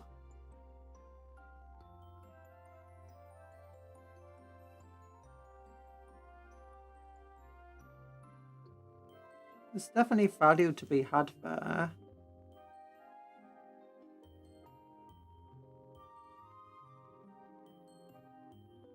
I mean, ultimately, you do save money buying it. If you want what's in it. That's the main reason to have a box like that. You save money buying it. Because there's plenty of boxes out there that actually don't save you that much money. But they're just filled with units that people want, so they'll buy them. And it's like, I'd argue they have less value because you're not really saving the same amount. In fact, one of them you're not saving at all, like the Space Marine box set. I'll be crashing on bed now since it's late. Good night. Hope you get some good sleeps. You found some dirt cheap Wraith Knights the other day. Wraith Knights? Ooh. I know for a little while you could get Wraith Lords pretty cheaply because of the Combat Patrol magazine. Same with Hellbrutes and stuff.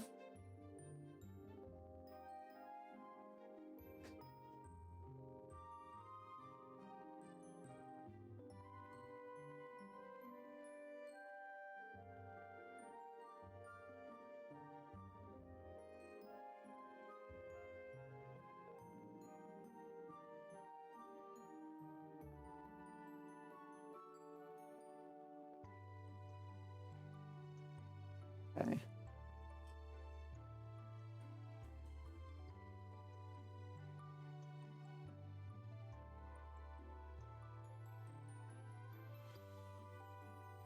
Okay, then after this, some Magos purple wouldn't go amiss. Then just some Norn oil. Hi, Seredwin!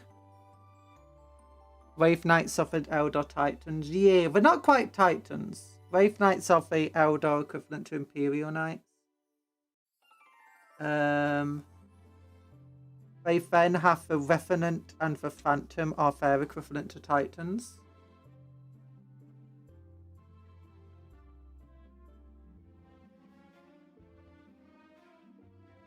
If I don't respond, probably in 10 minutes and you're already asleep. I hope you get some good sleep.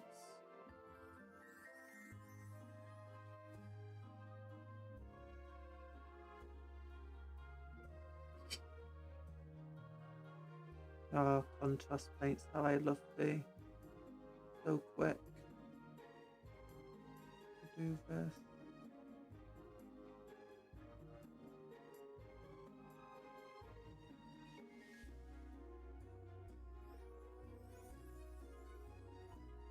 Oh yeah, eat the sandwich. No, don't eat sandwich, man. It's made out of sandwiches. You fed, not food.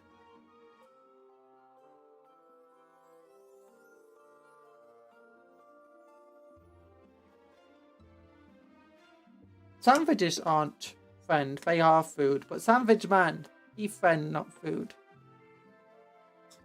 Speaking of food, you need to clean up the bedroom, hot pot setup before you sleep. Oh, yeah.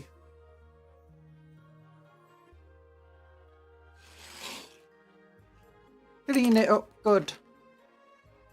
You don't want to have a bunch of food and stuff in your bedroom. Stinking up the place and attracting bugs and stuff.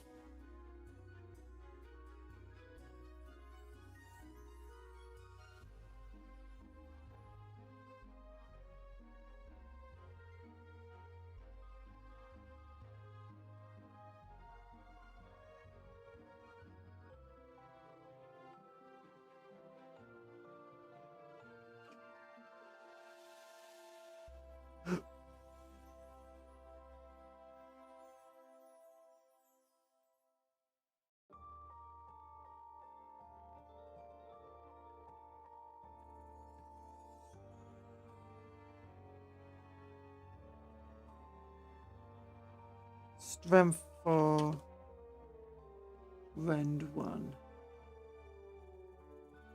That is a stat. New bows.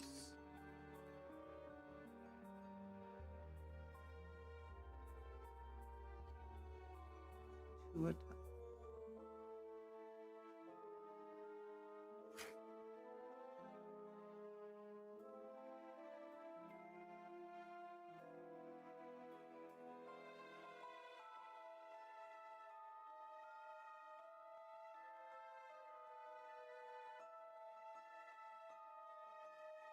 Yeah. Okay. We'll move them all back. I will get the Norn oil out.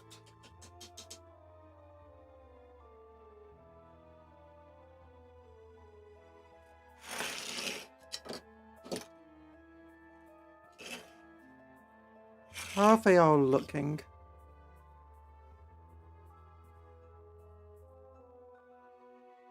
Maybe turn this light off, it'll be better. They're not looking too bad now.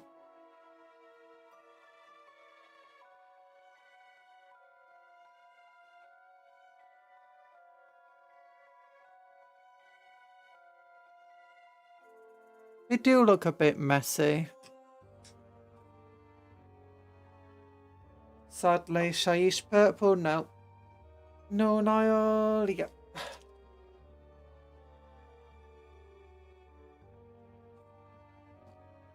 We don't want a lot of it, so we'll just get some water. No, Niall.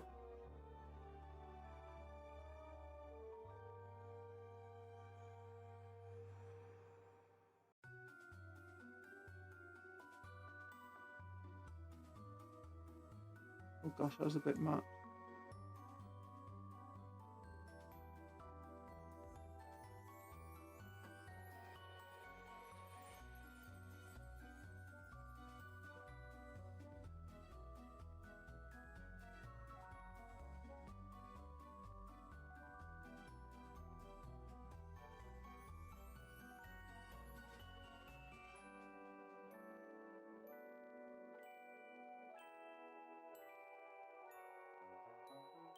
Or I might have to redo some of these teeth actually.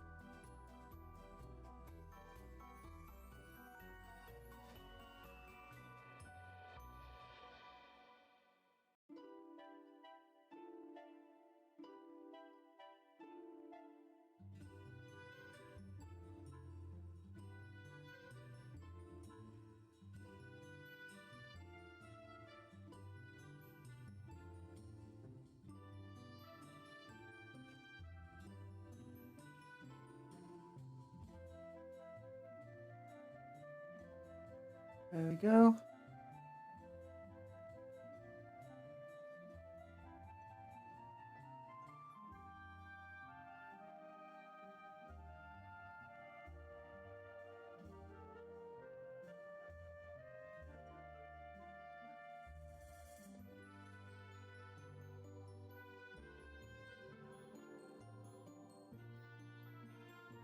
Beautiful Norn oil. Just get some shadow and definition onto this thing.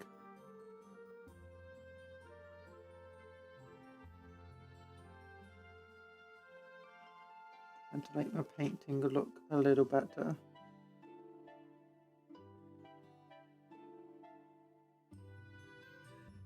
There we go. Oh!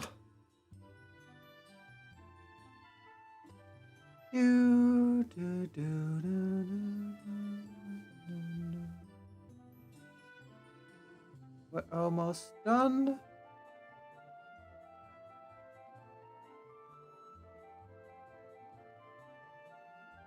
And there we go. Got us the last of them.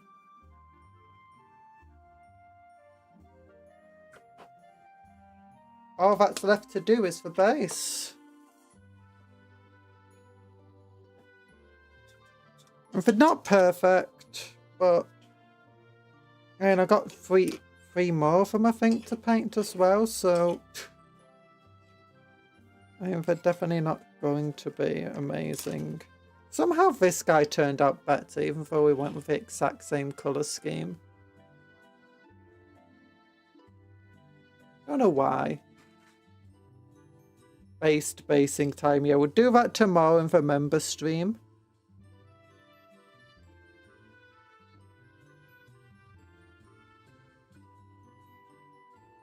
And they look okay. Maybe the blue, yellow, purple isn't a great colour scheme.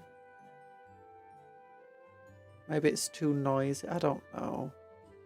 Maybe with a base it will look better.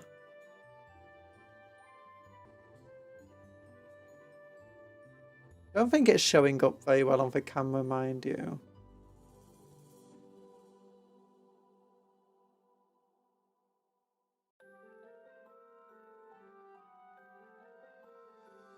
Ah, internet just died for a second there.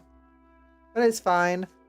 Thank you for coming to the stream today. Hope you had a good time. If you did, remember to like the stream, please, because it does help me out.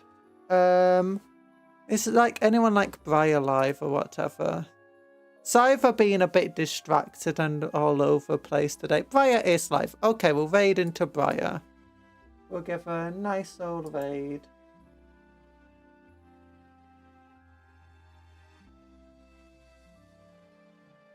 Oh, she's playing Uma Musume. So, how do I do this again? Stream settings, edit, customization, add a redirect, go with Briar, save.